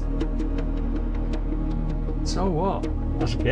I guess. So what? I mean, I haven't got to issue an album. It's just I like doing it. I like since putting my stuff on Bandcamp, I've been more and more productive, or creative, should I say? Not productive. Right. Christmas ambience. Yeah. Had a few sleigh bells.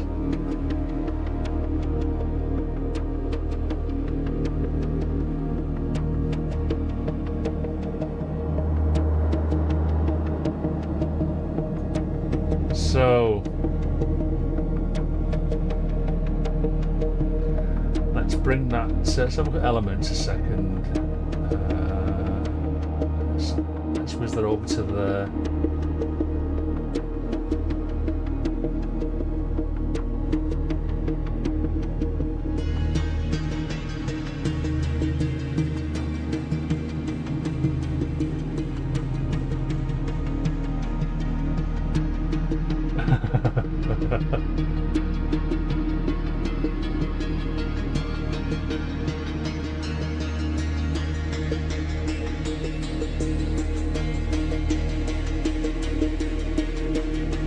Actually, now that I'm layering that sequence in context with the Poly WT drone sequence, doesn't sit well to me that. But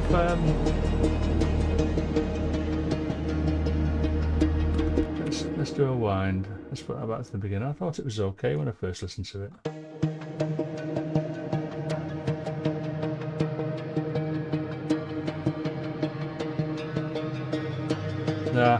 This happens.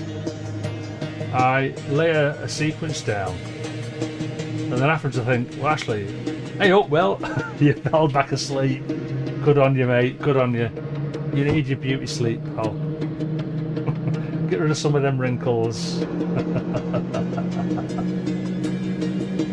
Yeah, so I don't like where that sequence sits. In the, not in the mix, but in the actual sequence itself.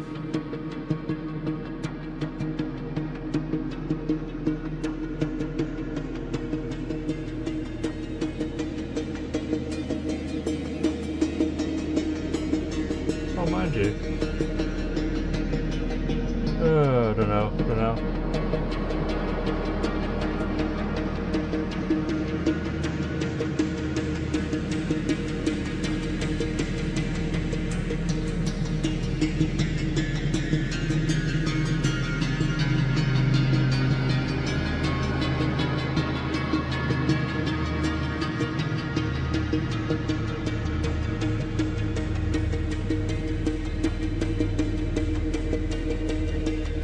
maybe the sequence just isn't that good.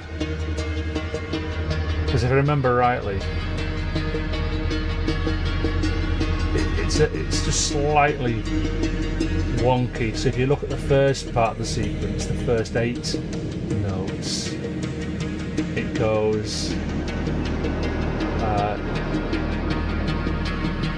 So there's the F sharp is on the 4th note, but on the second part, 9 to 16, F sharp is on the it's the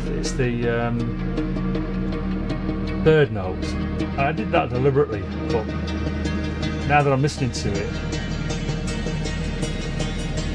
oh, you up, Kev? Morning. Thanks for tuning in, pal. Appreciate it. Yeah. Yeah. So I'm having second thoughts about that sequence. You know, it's terrible, isn't it? Let me see what I'll do.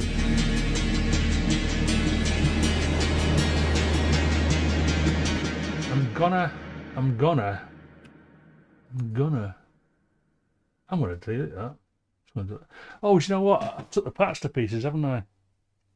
So before I delete it, let me have a think about that. I'll mute it though, which is K. K for mute. I don't know. Don't ask me. Yep, everyone is well and happy, Kev, I think. I need to... Let me patch back in Elements a sec. Let's go back to this one here. Don't need those. A sec. Put them away. But I do need so my gate out to my gate in. That's just the basic. So this isn't too difficult to patch up again, to be honest. Pitch CV into the volt per octave, and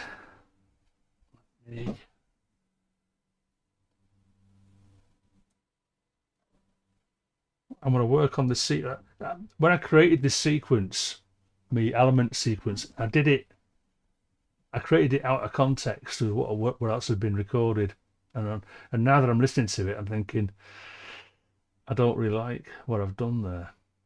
So that's why I'm oh, I need to turn off the time adjustment. There you go. So if I do the same,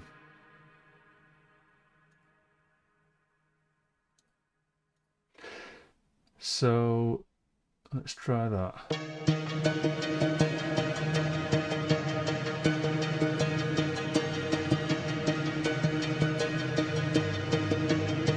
Probably an octave on that one.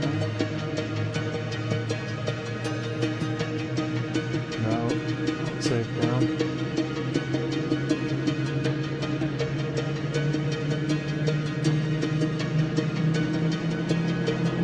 So that, I think that fits better with the that one.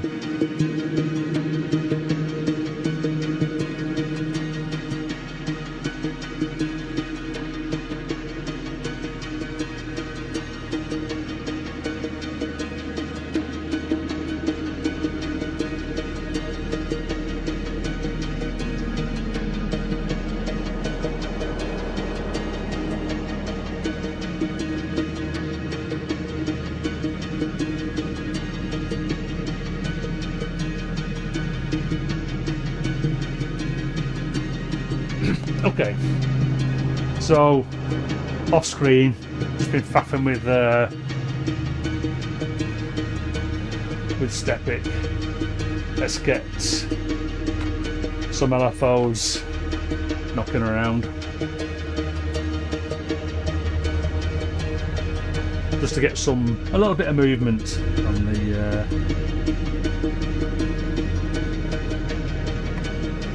sequence.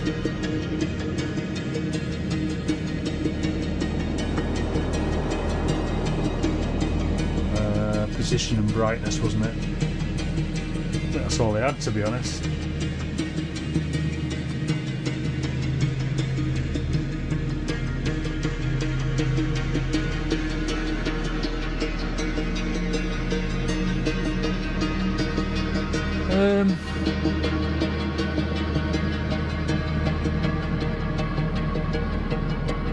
I'm just wondering.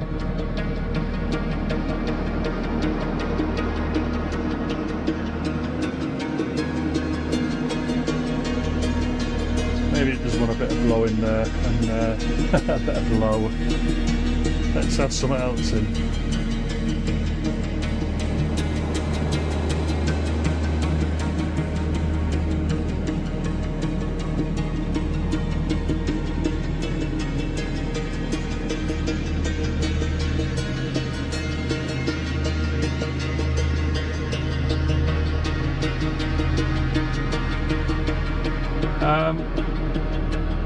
What I'm going to do,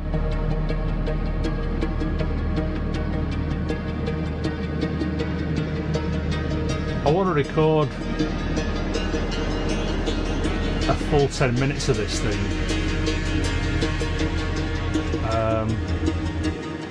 So what I'm going to do is, if you don't mind, of course, I'll do a bit of guitar practice. I'm still not sure, as I've said. I'm still not 100% sure that I'm having guitar on this, but I'll do a little bit of guitar practice. So I'm not recording the guitar, I'm just plonking a few notes while this is recording. So let's turn off repeats or loop, and just double check.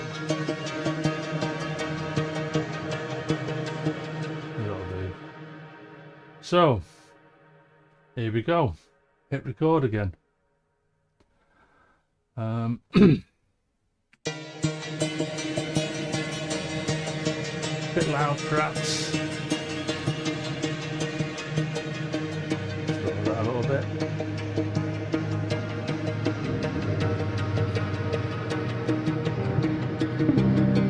Have I tuned it? Oh, that's a good point, isn't it? Because it is a bit warmer than yesterday. Sorry. Where's the tuner? Obviously I'm tuning to C.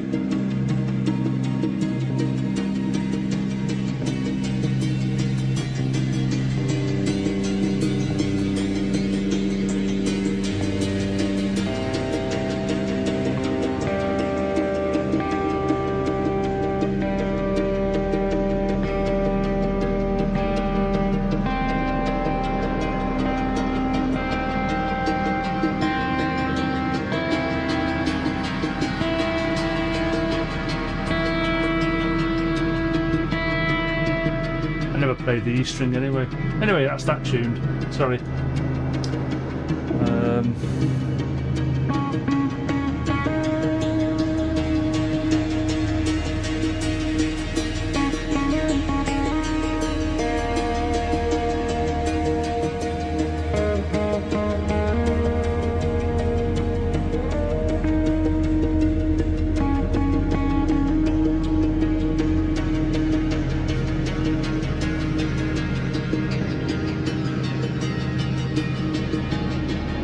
Sweaty hands.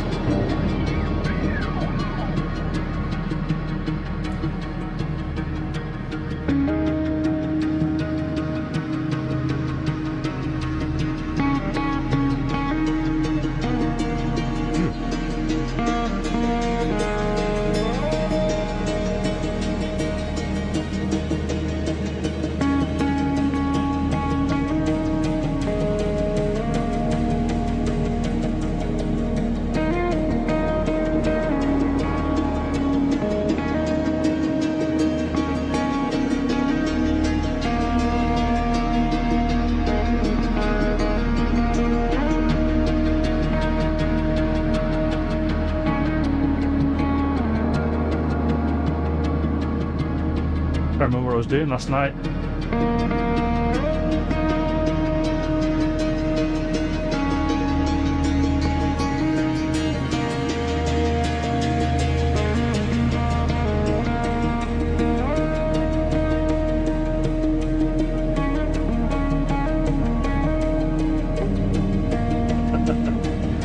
Better with the strap on, really. Thank goodness there's only 10 minutes of this, eh? 10 minutes?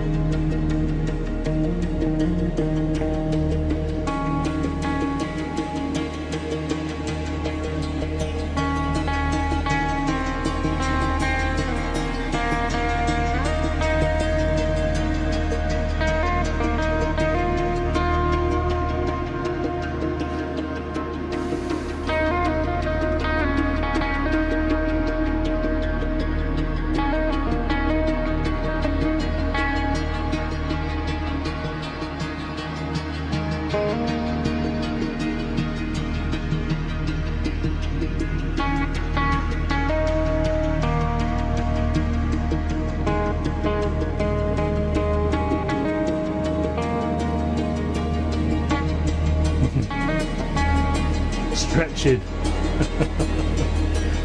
Stretching your fingers.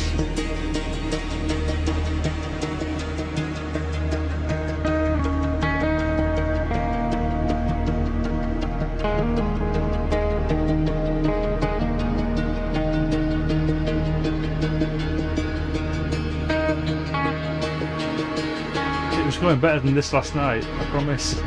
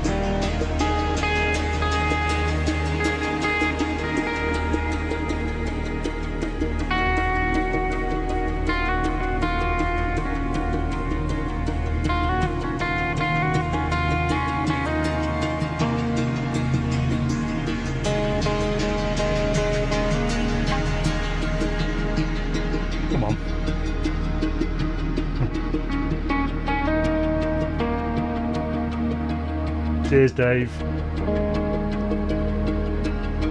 Timing's all to cut.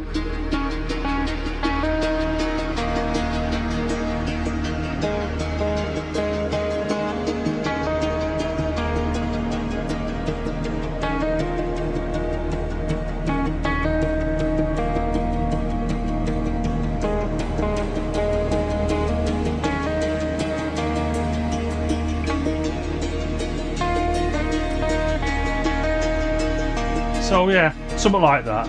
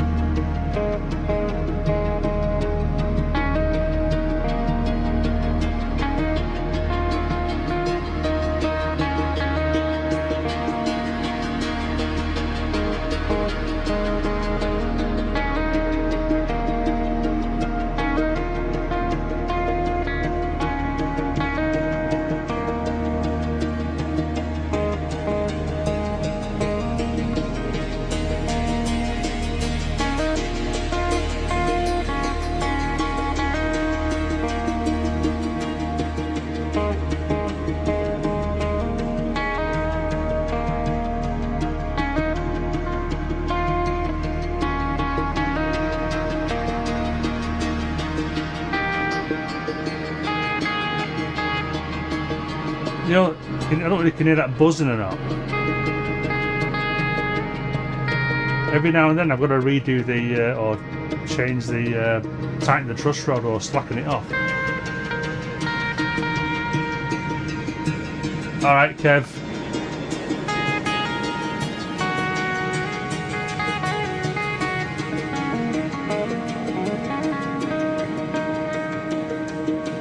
So yeah, truss rod job.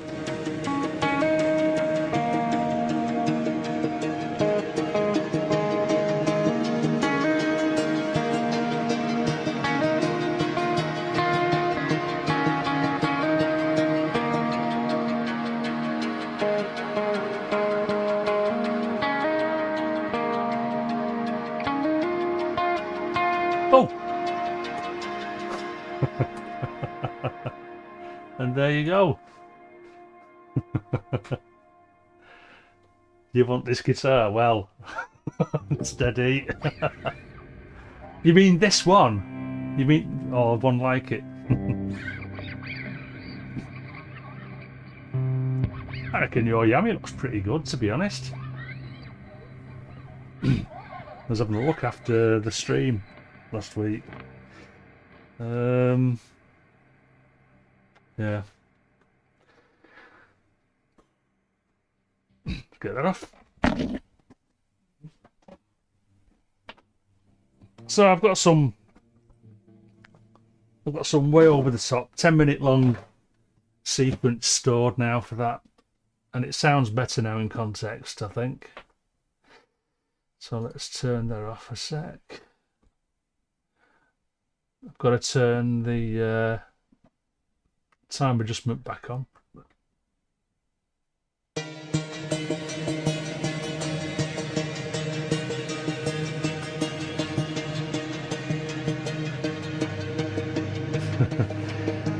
Even if I had that guitar, Davy, I couldn't play it either. I have to do a lot of fixing.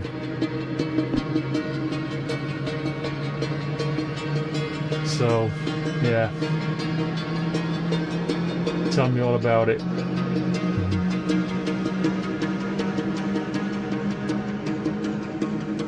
So yeah, that's kind of okay.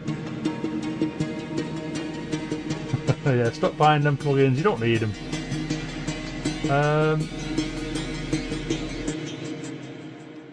So I don't need to shorten this, but I will do.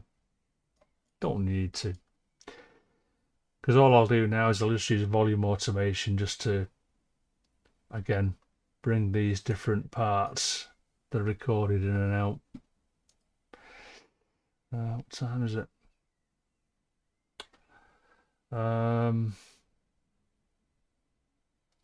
Hands up then. Who wants to hear the broken JP-8000?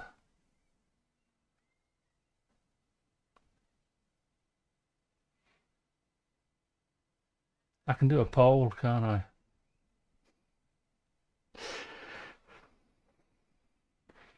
Can I do it from OBS? Come here. Oh no. Can I do it down here? No. Let's have a look at... Oh my goodness. And I'm all out of sync. How do you do... Oh, maybe not in that one then. How do I do a poll?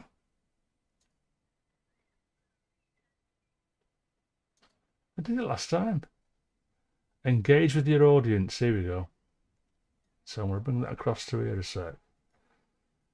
So, start a poll. JP-8000 question mark. Yes and no. Ask your community. There you go. Silly YouTube. So let's see how that goes.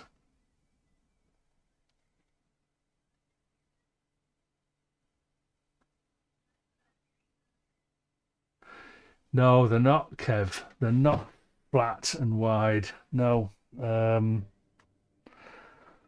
They are, well, SG. Let's look at my SG. I think, did I say last week? I used to have a Les Paul recording that had the widest and fattest frets I've ever seen. So they're similar to the SG. So they're very much the same as the SG. But they are not the fattest and flattest frets I've ever seen. But they're okay. They're okay. How's that pole going then?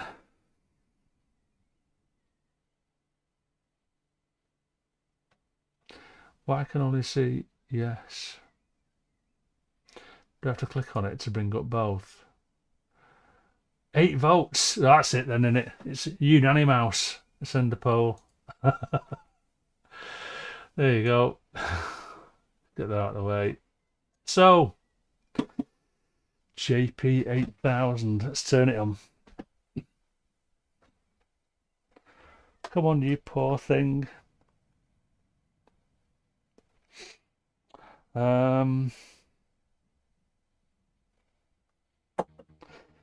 So it just happens that I've just hit one key there because the patch that comes up as a default is the first one, which is Chariots, and it's got a bit of an arpeggio on it. So you can just about see little bit of, oh no, why is it doing that there? Why isn't it coming in on the Nova in?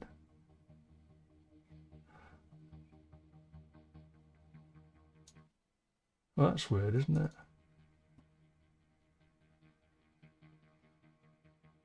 Oh, there you go. There you go. Sorry.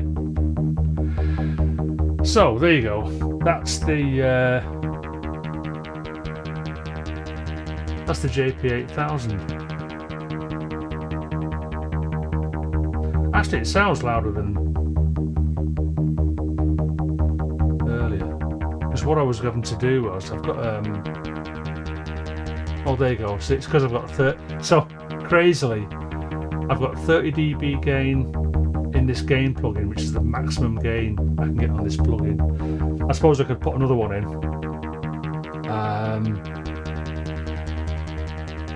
And also, let me go to, I've got the octa capture, and I've wanged that up to 30. If I take it up to 50, so that I've got a decent level coming into Reaper. You can hear that hiss, can't you? If I bring up a span. Oops. That's just...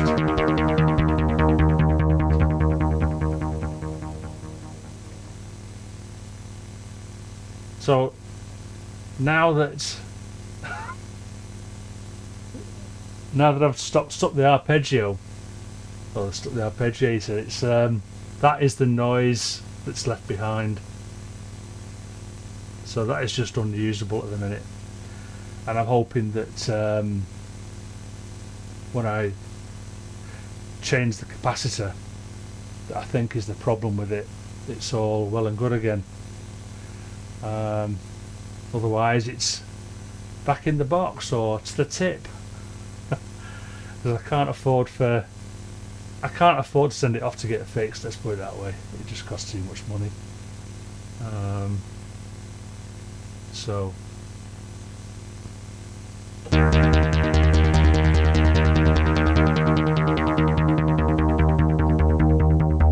it sounds nice, doesn't it?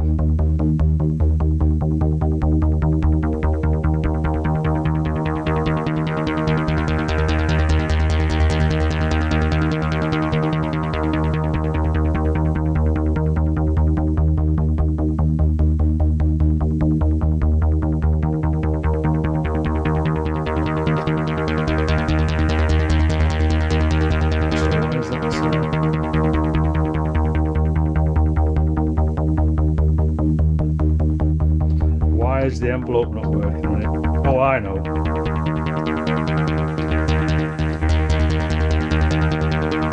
You've got to remember that you've got to keep changing to upper and lower depending which part of the patch you're changing. So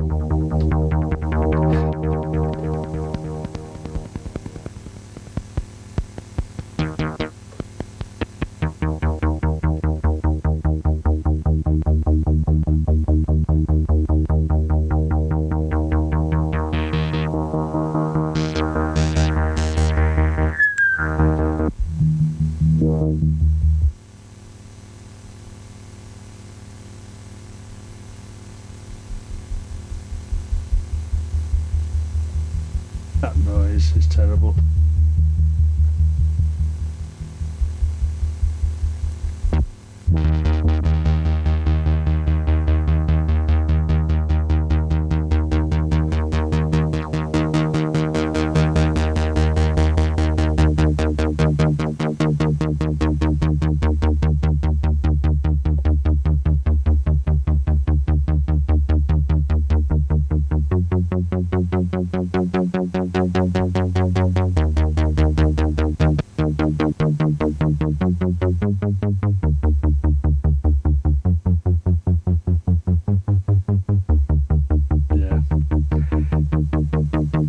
So there it is anyway, there it is.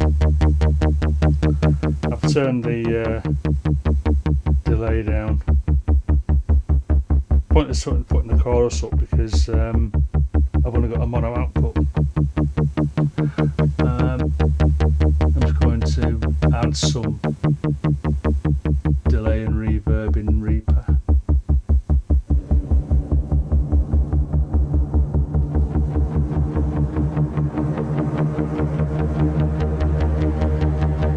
Actually, the delay probably isn't worth adding delay because I haven't got it synced. I don't think I have anyway. Pretty sure I haven't. So there you go, JP-8000. Looks too broken.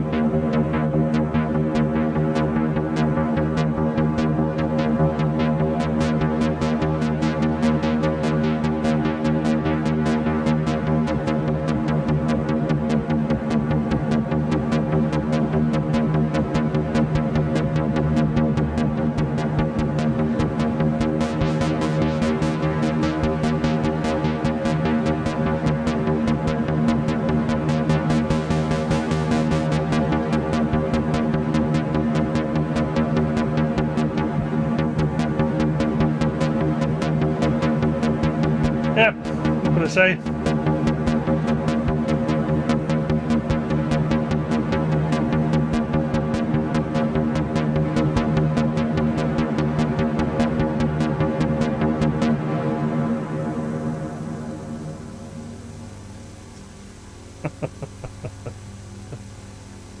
Oh, I don't know, Graham.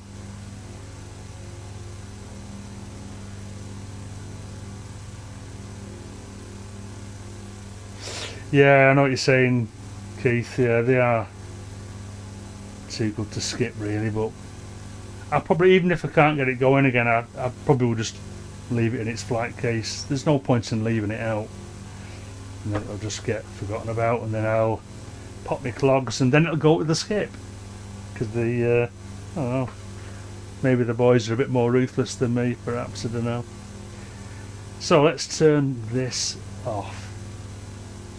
So even if I turn the volume down on it, so the noise isn't, that noise isn't from my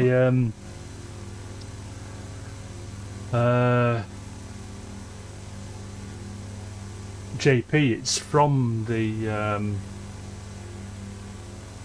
sound card. That's the noise floor on the sound card, because I've got all these gains going on.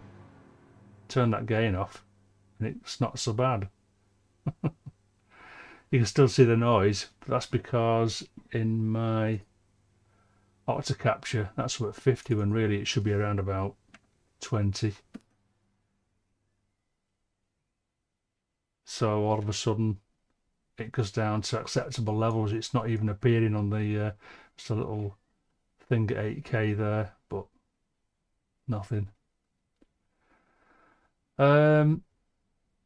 It's I was showing it before. Where is it now? Where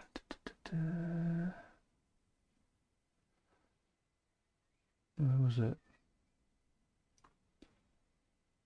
I know which capacitor it is. Keep losing this picture. Oh, there it is. There you go. It's that one there with the yellow circle around it. Surface mount. 22 microfarad capacitor. Not looking forward to doing that, but it's going to be a last-ditch attempt to try and fix. But I've got no idea how to remove a surface mount component. I guess what I might be able to do is just melt one side, because it's a capacitor, so it's only got 2 connections. So what I can probably do is, while I'm melting one connection with a little flat screwdriver underneath that edge, raise that clear of the circuit board of the PCB, and then melt the other side. Putting the replacement on should be a little bit easier. So yeah, that's something coming. I've ordered the parts, or the part, so it's just a matter of waiting for that to come in. Probably be in by Monday sometime. Yeah, that was interesting, wasn't it? Let's delete that. Don't need that anymore.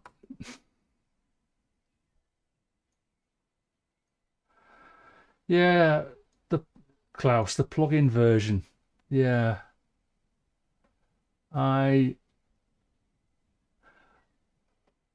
begs the question, really. Why would you want the plug-in of the JP-8000? You might as well try and get the plug-in for the the Arturia JP6. Or is it JP6 or JP8? Can't remember now. Instruments. Jupiter 8. Not a JP8, the Jupiter 8. So. Oh, what a great idea that'd be, Kev. Because it'd only ever get driven by MIDI. I just put it underneath it. Oh dear me. Yeah. Yes. What's next then? Let's have a recap of what I've got going on here. So let's take all these parts down a sec. I'm just wondering whether I should add another drone. I don't. If I had a sequence, it probably doesn't need another sequence. But if I did, if not a sequence, then probably just a simple MIDI part, using something off the modular setup.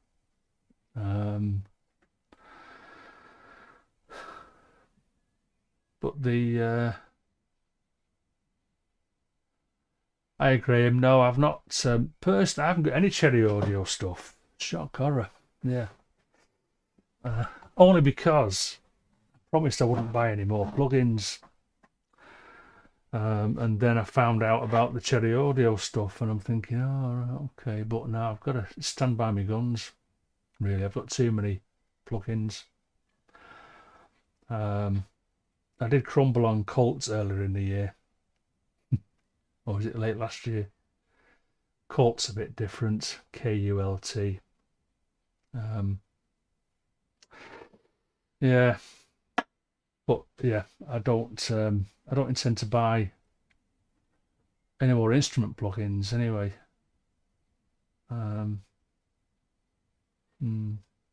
Anyway,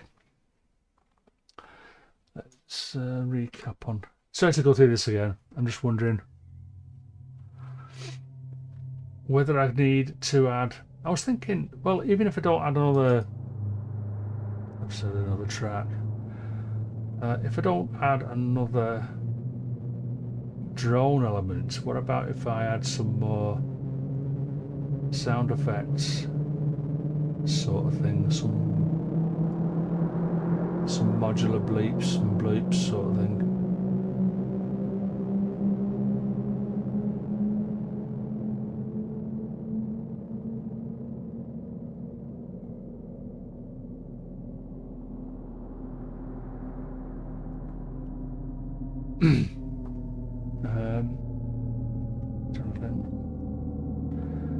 Should go a bit mad.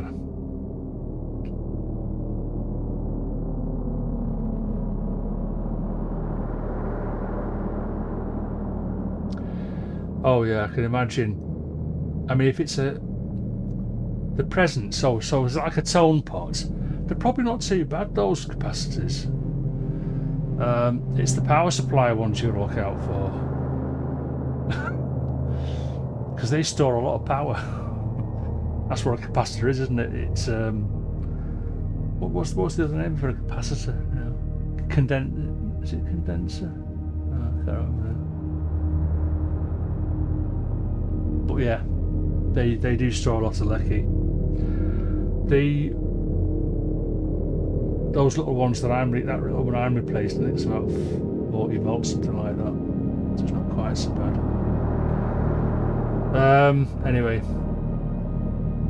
I'm just wondering whether I need to. It's a bit of a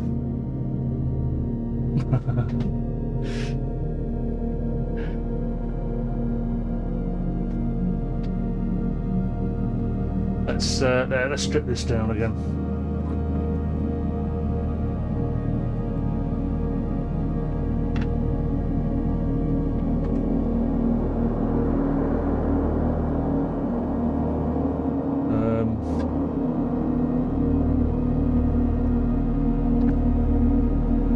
So what if well, actually, let's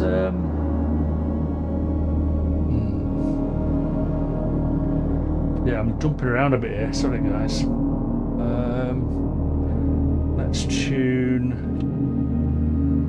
this again, but to what sort of thing?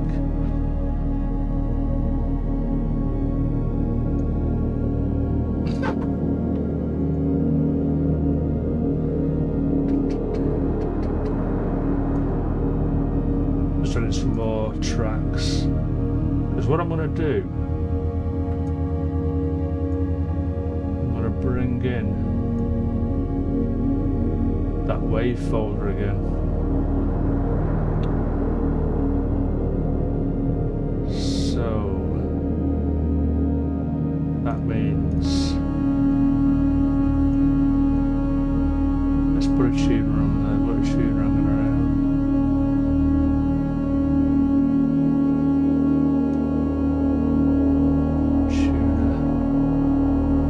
Tuner. I was thinking fish when I reached for the guitar tuner.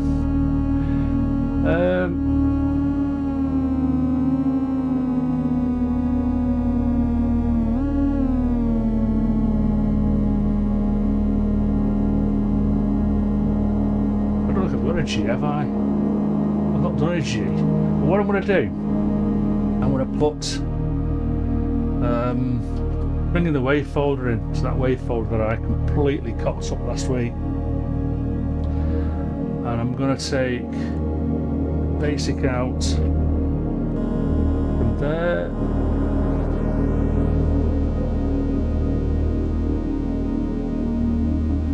But then I'm gonna, I've added 2 more tracks, which I'm gonna hard pan left and right, because what I discovered and where I was going wrong was that these 2 outputs here are basically a PWM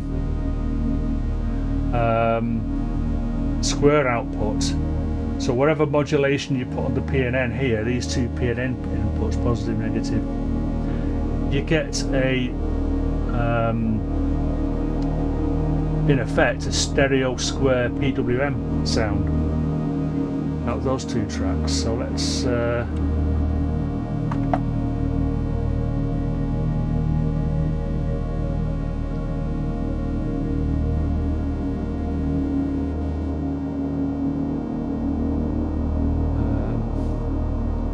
the clean, oh yes, right, okay.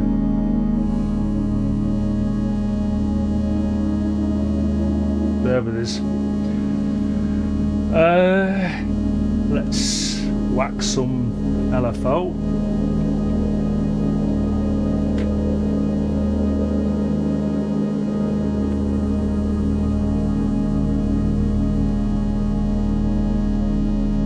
To those 2. And now then, which one is it?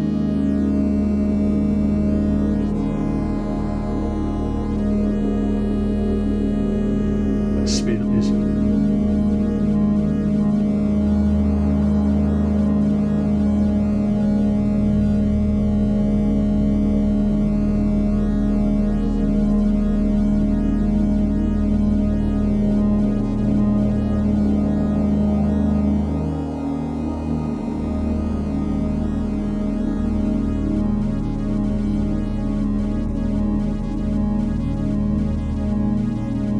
So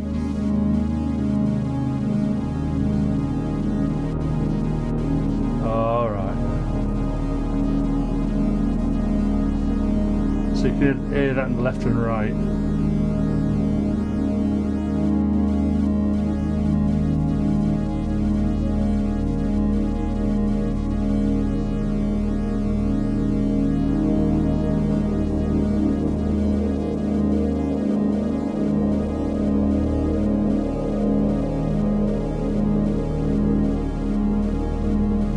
I don't like that, but just bear with us.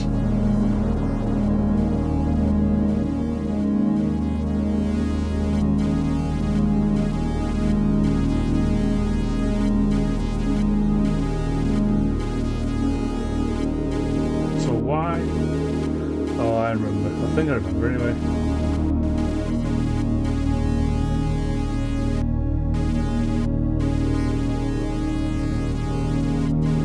So you're just going to be really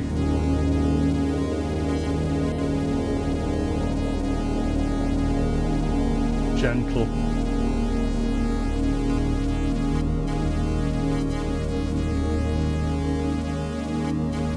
Oh, come on, you.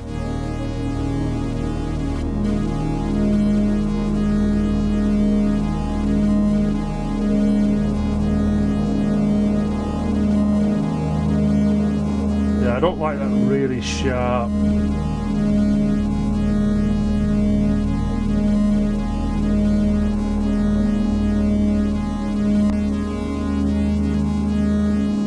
Not that one.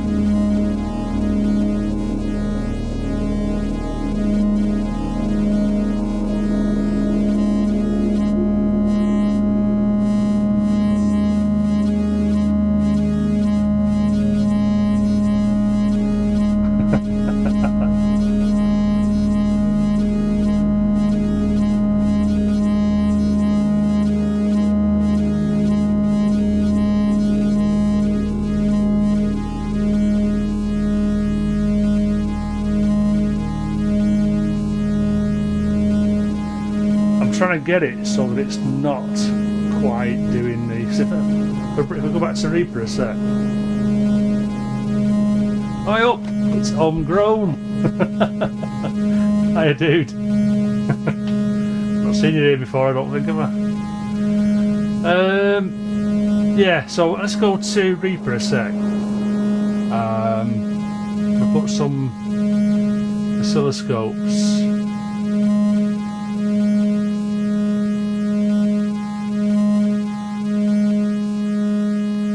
Oh, that's just too annoying, isn't it? Let's turn them down a bit.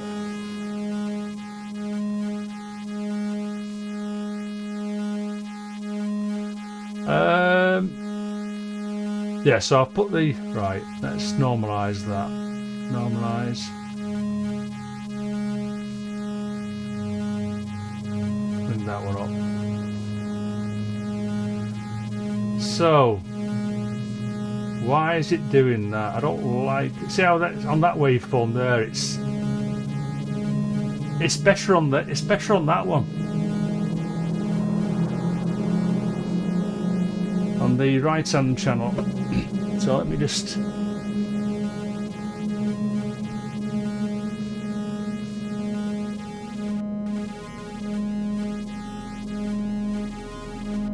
Oh yeah.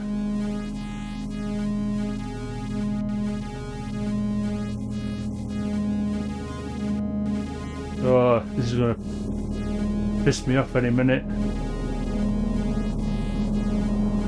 I watched DivKid and Dan, who's the maker of this module, doing this the other day on one of their YouTube videos, and it was a lot easier than this.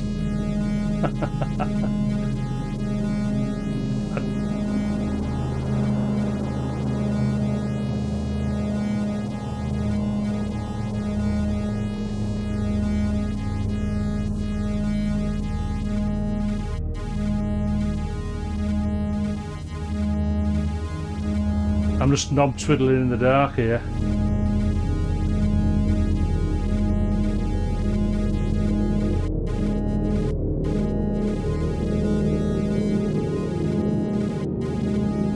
Yeah, I should have practiced this beforehand, shouldn't I? Because I can't get rid of that. Why is it doing that? Why is it doing that? Why is it doing that? It's not doing it on that one. So what, on the right one? What is it doing on the left one? Why is it doing that? Oh.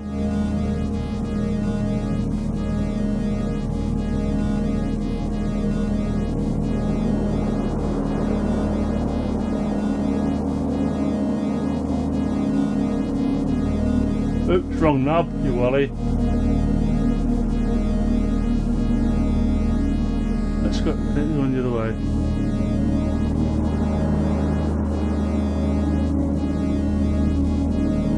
That's a bit more gentle.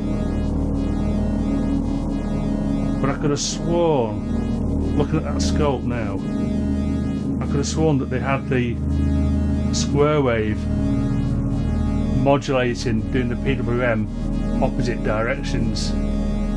So unless it's that one there, let's have a look. No. But it's not as bad as I thought. It's not as bad.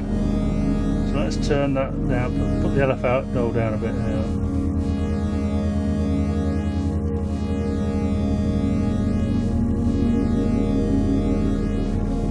So,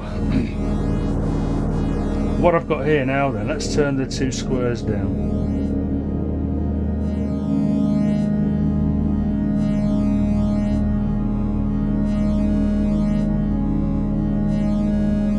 Alright, see you Kev, cheers. I missed that. Catch you later perhaps. So let's just reduce the amount of modulation. The amount of folding.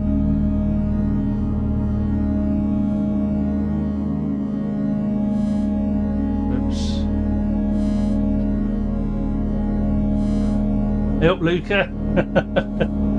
Thanks for tuning in. Wow, another big show today. Another big turnout, should I say. So, yeah.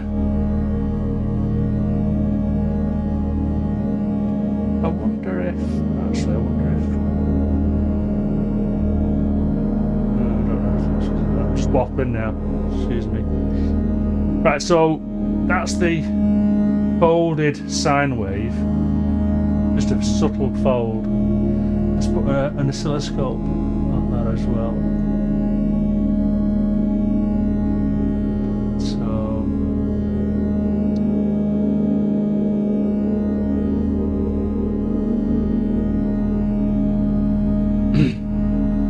So that's the, let's turn up the squares.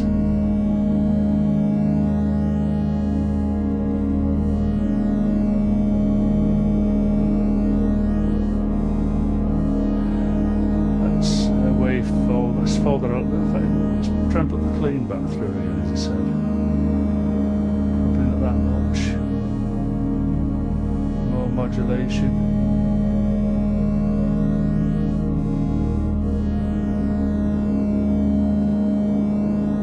I don't like that rip.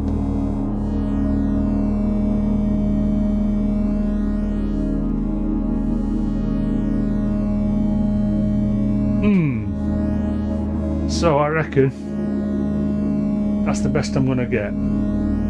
Oh, John Matthews, Toucan Plugins.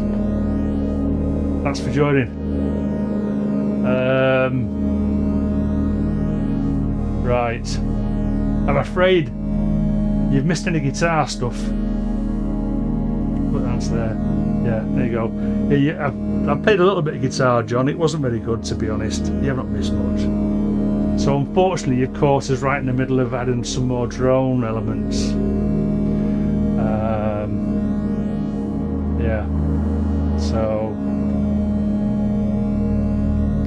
let's. No. As well, shutting some things down and what have you. Reaper, don't need that. I'm going to take those down a bit. Just taking a few levels down so it's not quite so annoying when you listen to the recording. But I wanted to bring up the square waves a bit.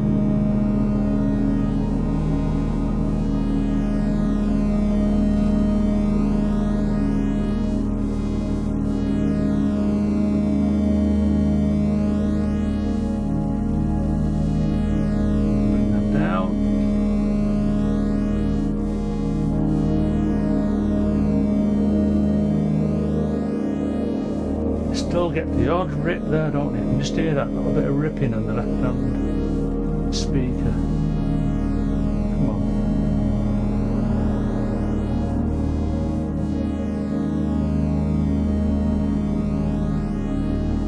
Play the game. To be honest, I could just clip anything out like that. Just take it out of the WAV. Just did it again. Right, and what I'm also going to do actually, because these are drones, I'm going to move these drone tracks up to where my drone stuff is. Bear with us. And then I'm going to remove them out of the master. So the goes out of the master. But add them back to the drone bus so we'll get some reverb.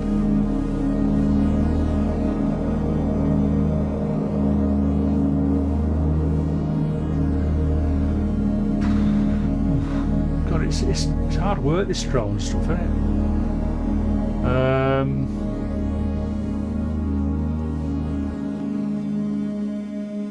So, as before, I'll just record 5 minutes, just over 5 minutes, and then I'll copy and fades, do the fades,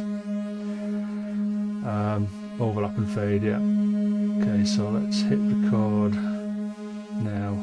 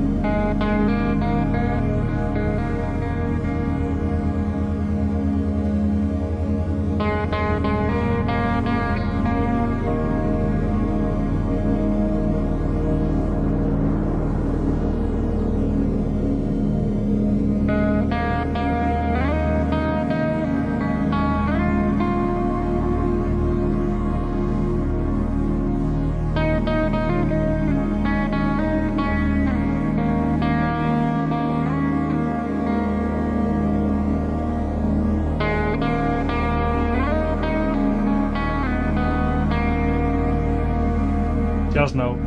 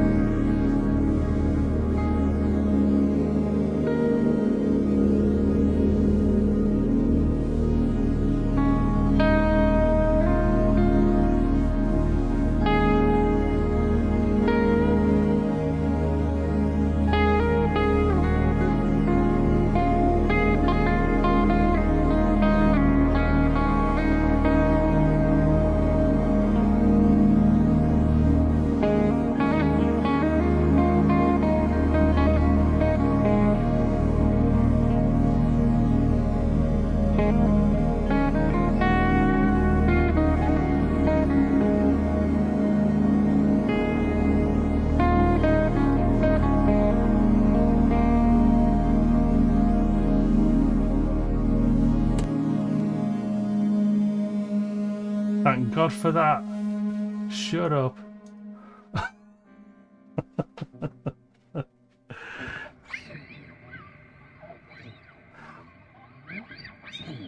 So, bit more guitar practice, but didn't record anything of the guitar, just the drones. What have I got? What have I got? Let's be all anal again and change the colour of these.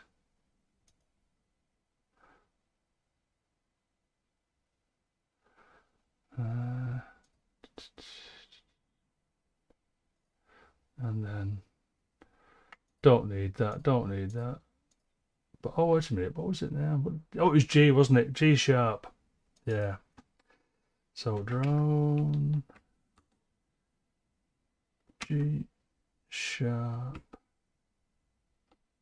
A. Now, what shall I call these others? Copy. I'll just put an L after that. And after that, because what I'm going to do is let's rename these. So that first one, that's okay. That's A. Oh yeah. Rename file.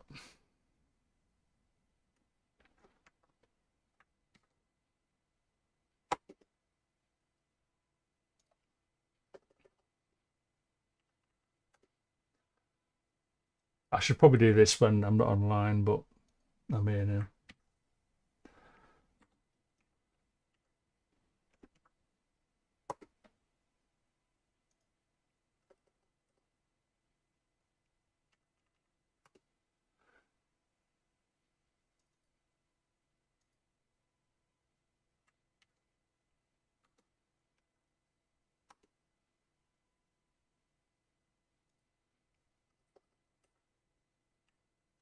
Oops. Oh, yeah. Spotted the deliberate mistake there. Oh, I've done it again. I didn't rename it properly, did I? That should have had a K at the front. Okay.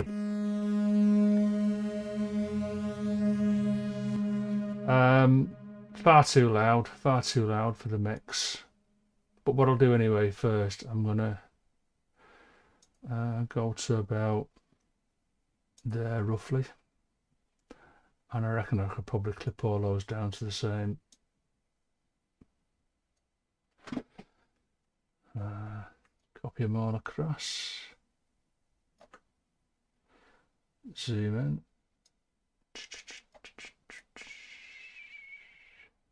Thanks, Klaus.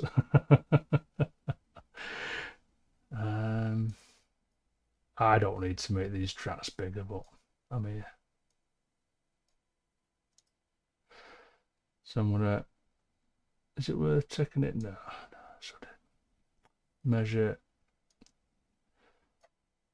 So I'll just fade over a measure on each set.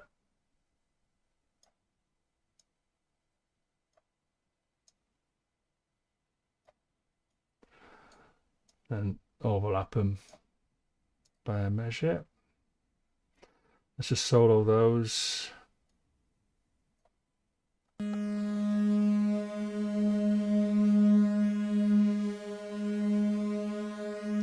So, you know,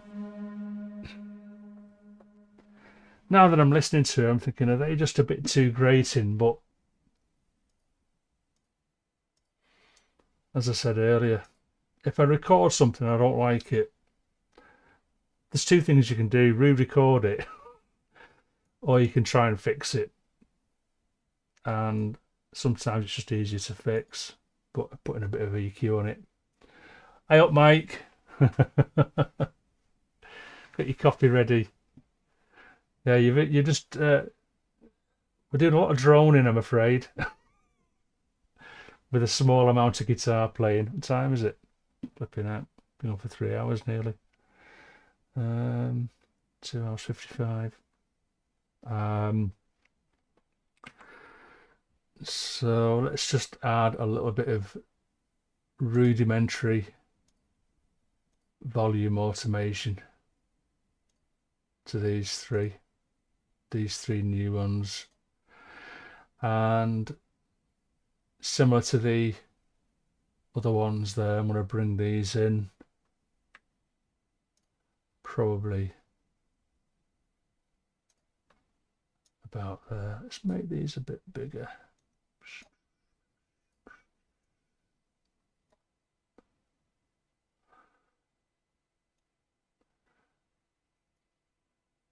Mike, let's talk about Reaper. He's a black belt Reaper user. I've still got my white belt on. And I guess what I can do, I'll have the square waves coming in a little bit later. And what I can do so that they sound the same, I'll copy these points and paste them onto the next track. Now let's fade it out about there.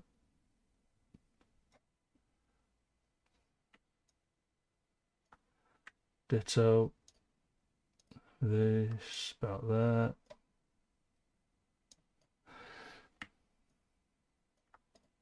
So what I can do is right click, select all points, draw copy.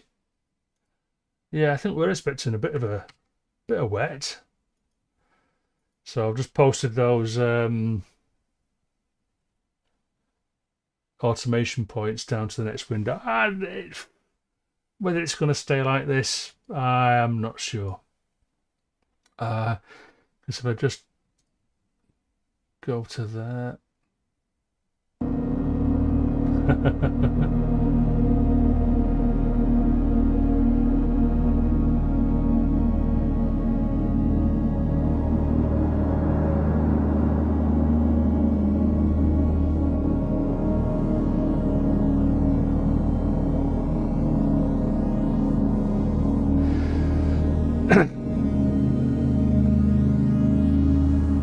And in fact, what I could do is just add some more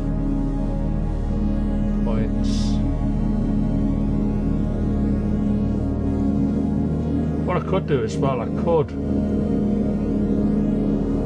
create another sub bus for these two left and right channels. That might be a better way of doing it. Let's do that.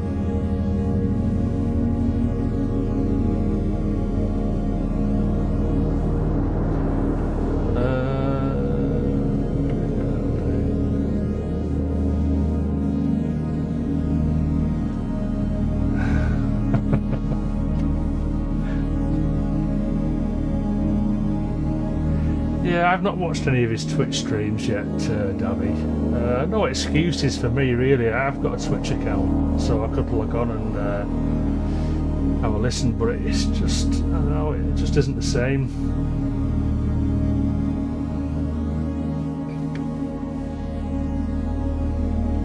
Right, he's not going to change, so I need to change my habits. Right, so what I want to do now is I want to do another sub bus, so I'm going to get rid of those from there. Right, what shall I call this? I'll call this don't know what to call it. Sub bus.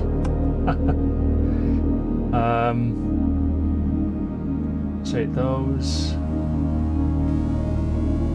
into there. Oops, wrong one. That one. Yeah, there you go. So what I've done there is, let me do some more boring stuff. Maybe I should call it that, make sure they're making that colour. So what I've done is I've put those two into there, so that on this track I can remove the automations. Oh, I can probably still keep those. Oh no. Yeah. Talking to myself. So let's stop there a sec. Let's rewind to the beginning. Let's do it now. Right click. Oops. Select all points. Copy. And then go down to that sub bus. Volume. Paste. Then I can get rid of these. Clear envelope.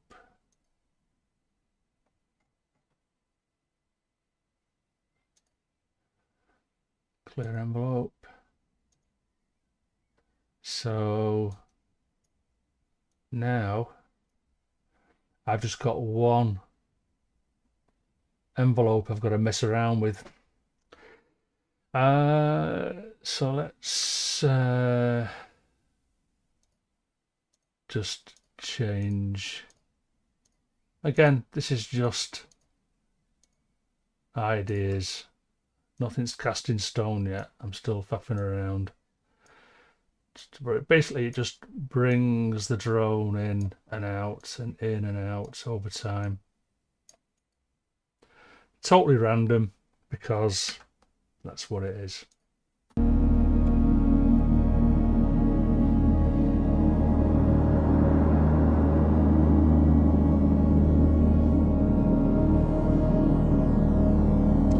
And effectively now, what I can do, I'm just go to Track Manager and get rid of those two there. So that's that one. So that just cleans things up a little bit.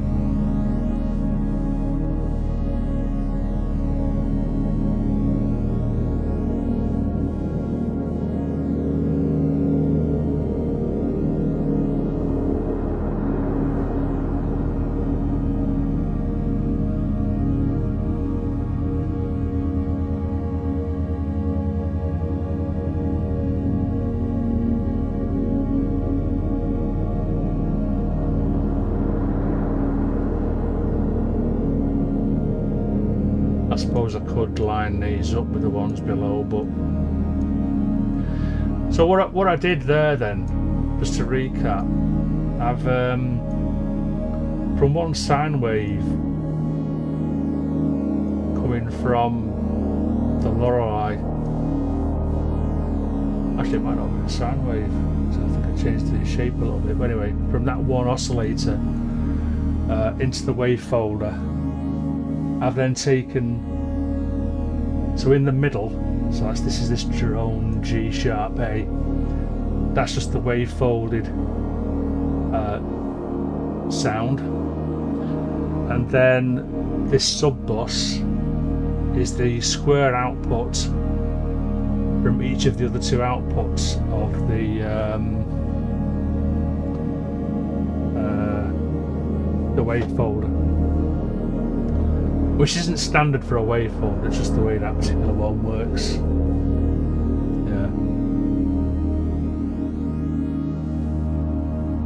So.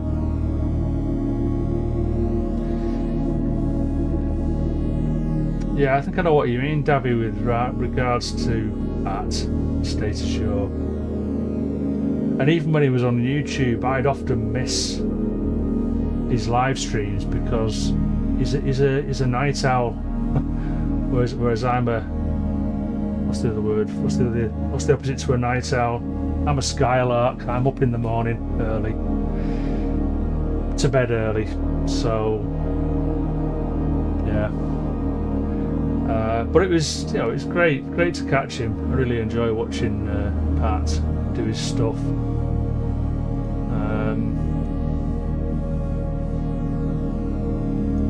So I don't know whether to force feed you some guitar practice while this is droning out.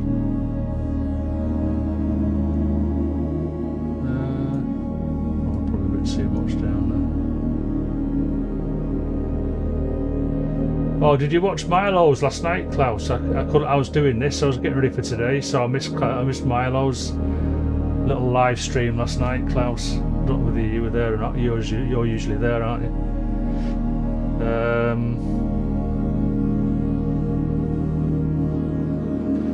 Let's just turn off that step because it matters.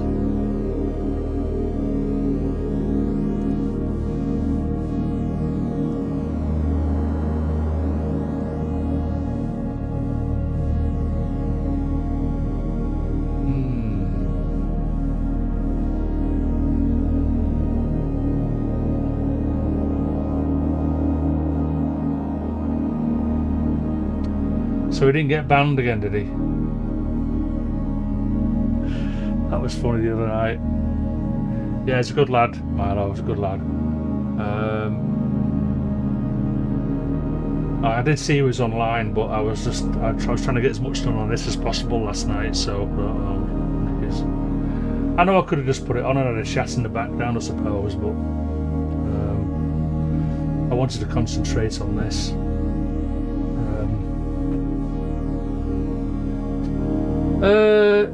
Mike, yeah, it's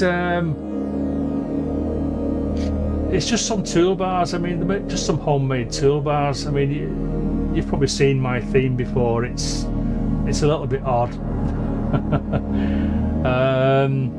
but the colour pickers. I know I could probably just use some sort of SWS to do this, but I created two little icons. So the horizontal lines are the colours that I tend to try and pick for the tracks. So they're like a slightly lighter pastel-y colour.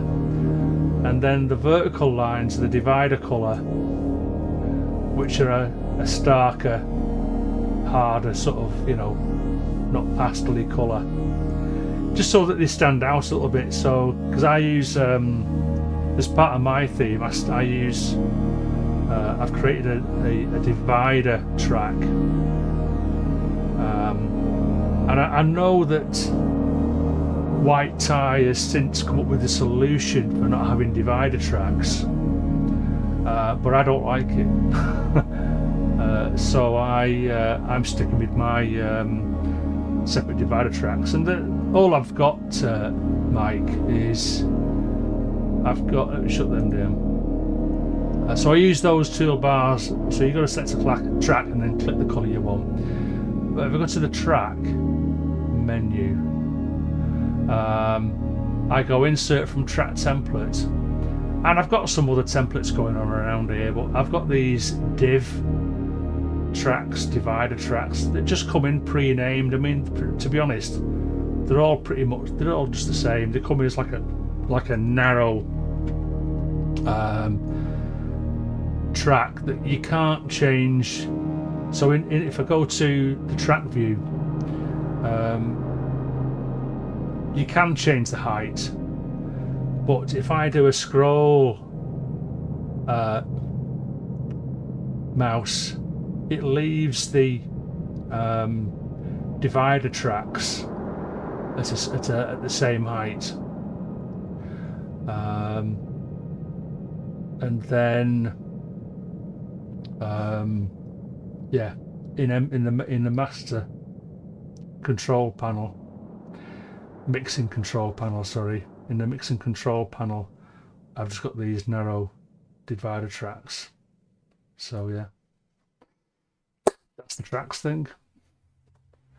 That's probably going to go back. So what I might do now,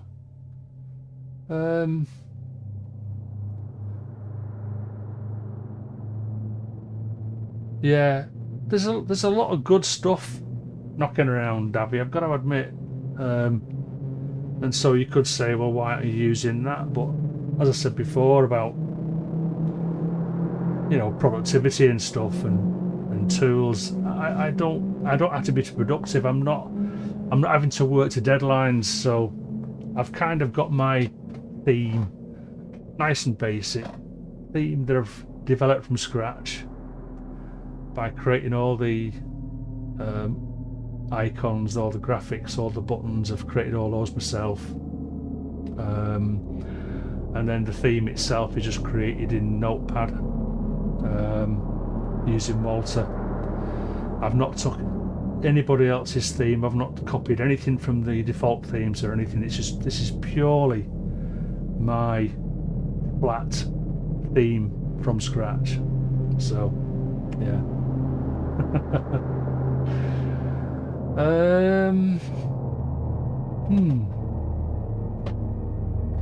So I suppose at this point I could play us out with some jazz notes on the old PRS, because I always need practice.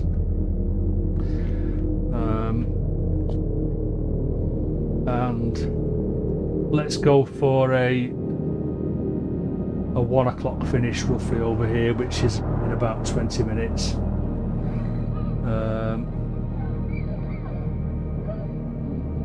Yeah, thanks, Dave. Yeah, it's well, I come from Studio One, and before that, Sonar Platinum. Sonar Platinum was a bit more complex,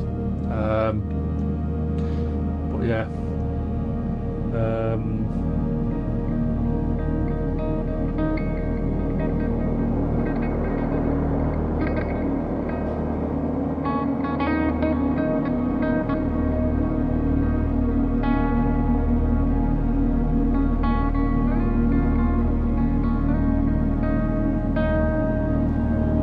You know what, I can't remember what I was playing before. But that's one good thing about doing these live streams, is I can watch stuff back. Oh, you're off, Graham. Oh, enjoy. Oh, river swimming, nice one. Wow, that's a cracker.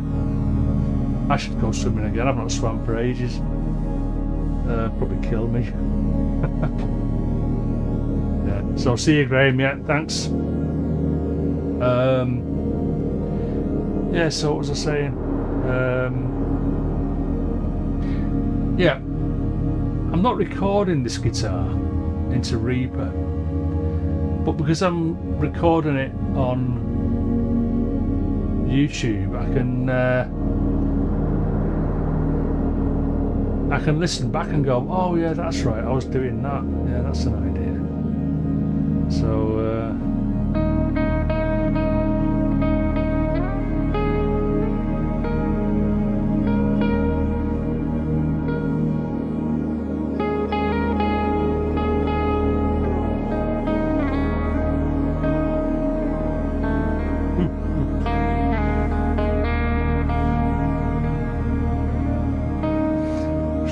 put a bit of extra reverb on this, like double reverb.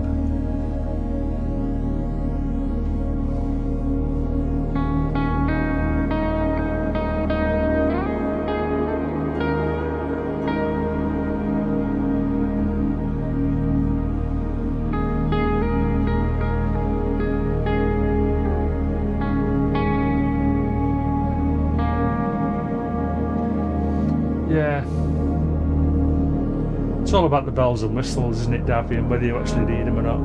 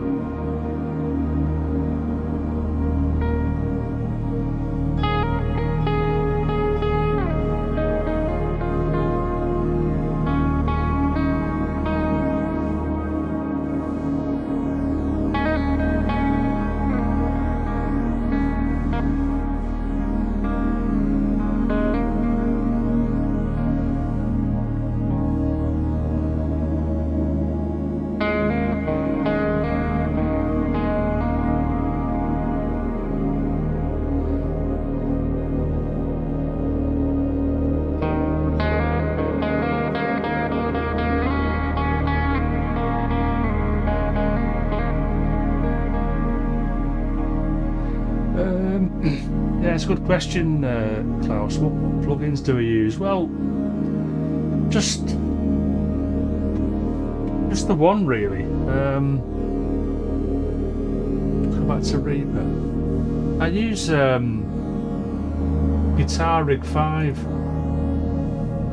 and there's a particular preset called Warm Universe, which if you go to Styles and then Ambient, as it happens, it's that Warm Universe one down there. Now, I think the brackets around that is I must have done some changes, so I'll probably leave that at the minute. But what I sometimes do is I might up the compression a little bit.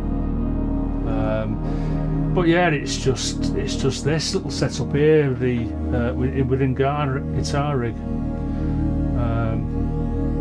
I'm sure people could tell me what these different, like, so you know, what is the hot solo? I don't know. I'm not big on guitar amps. I've got a little Black Star down on the floor. I never get it out. But yeah, I've had Guitar Rig for quite a few years.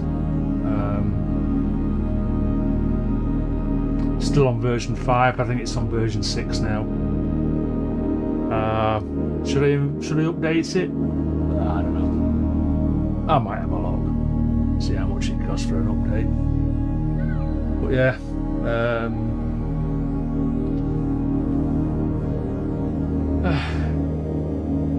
I suppose I could get the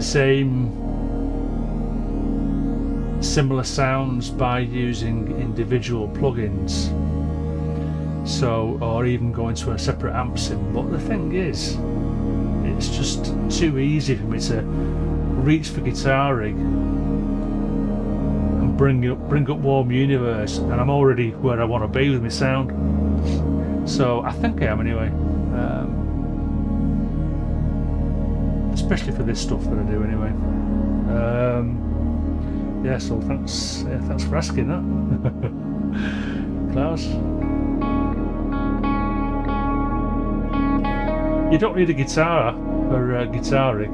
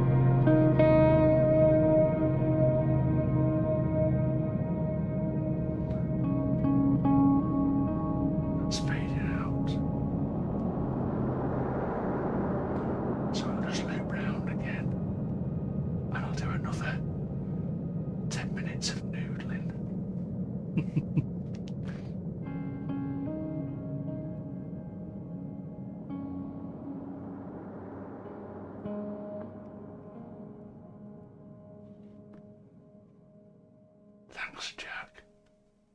I'm whispering now. I think I should start off an AMSR channel.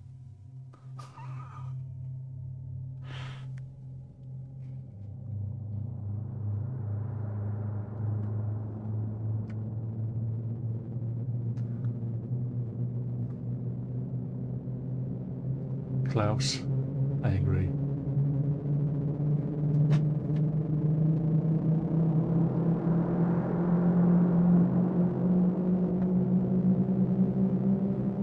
Stand by for liftoff.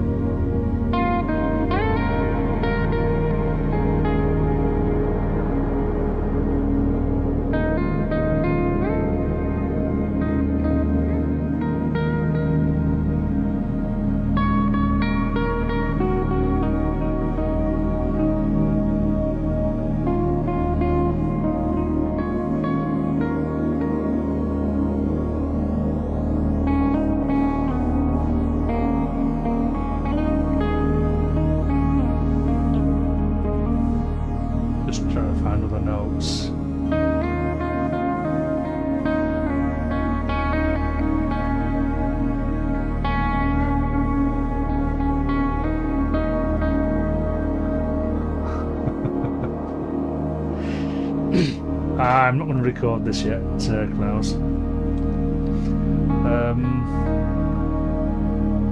Because one of the things that's still troubling me a little bit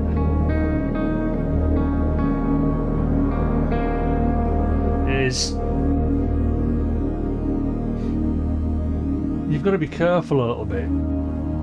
It's what the fans expect, I suppose, besides myself. But you know, if a pure sort of like a drone aficionado tuned in and went, "Oh, this sounds nice,"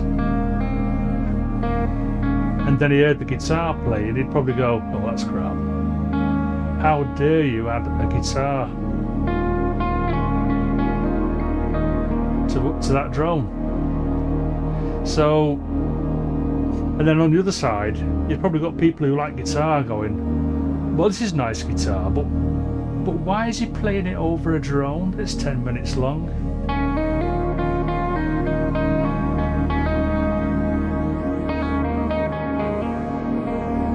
So, I suppose the trick is to, you know, you're not going to satisfy the guitar purists who only want to hear, you know, some proper guitar solos over some proper melodies and stuff. So it's got to be someone who's willing to listen to and appreciate the effort that's gone into a drone,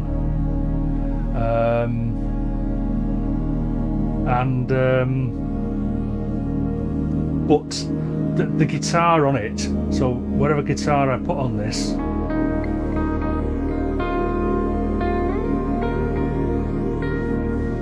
isn't too overpowering. Homegrown, right? Okay, so the JP, it's this. Let's see if I can find that picture again, mate.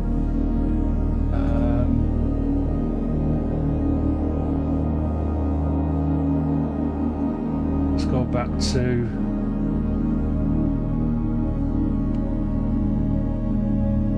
it's that thing there. I think I've blown a capacitor. So I've ordered some bits and or a bit.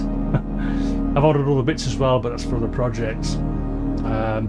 So I'm going to try and replace that when it comes in next week. So yeah, that's the JP. Poor old JP's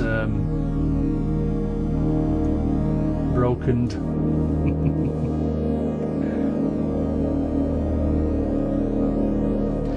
Well, yeah, that's a point, Klaus. Yeah, that's a point.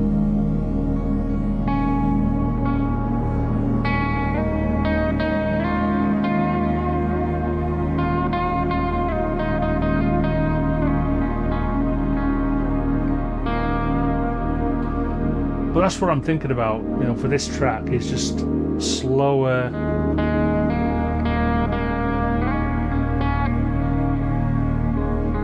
gentle sort of lead sounds.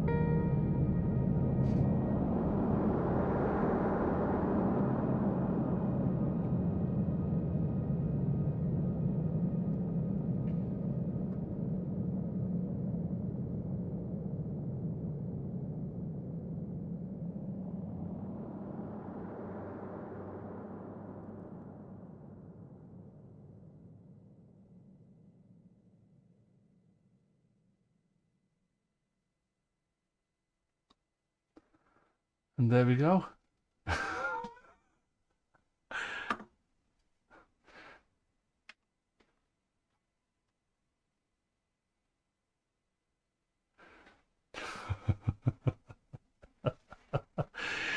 Yeah, with your Kev, with your Klaus, with your Dave. Yeah, I know. Maybe those other sequenced parts I've played, maybe they don't need to be in it. Maybe I just noodle all the way through. But you know, I've recorded them now, and well, just because I've recorded them, does that mean I've got to use them? Well, no, it doesn't. But what I can do is I can just bring them in for like short interludes, short sections. So probably play some of that guitar melody I was playing, then stop, bring a little bit of a sequence in for a couple of bars, then fade that out, do some more guitar. Too modest. You don't know me enough. I might be modest here. It depends what I'm talking about. Music, I'm modest because I think I'm pretty crap. My day job, I'm a lot more arrogant with my day job because I know what I'm doing, sort of thing. At least I think I do. But yeah, what can I say except a big fat thank you yet again to everyone that's tuned in to watch this all get bumbling along with that and stuff. It's been a lot. I've enjoyed this today as well.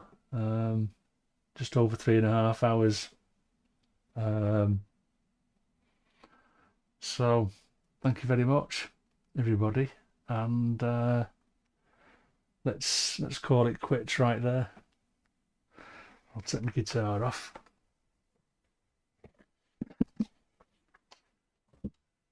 Give it a bit of a wipe.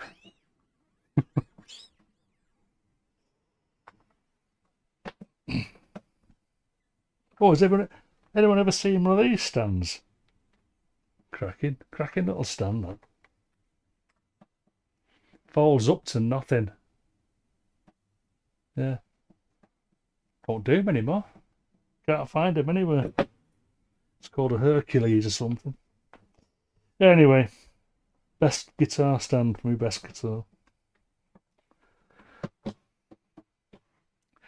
Yeah, Ramsey's. I need to. Well, I'll see what else is going on first. Might have stuff to do at home, but yeah, I'll try and get over to Ramsey's and then probably the pub later on. The virtual pub, that is. So yeah, thanks everyone, and I'll say goodbye right now.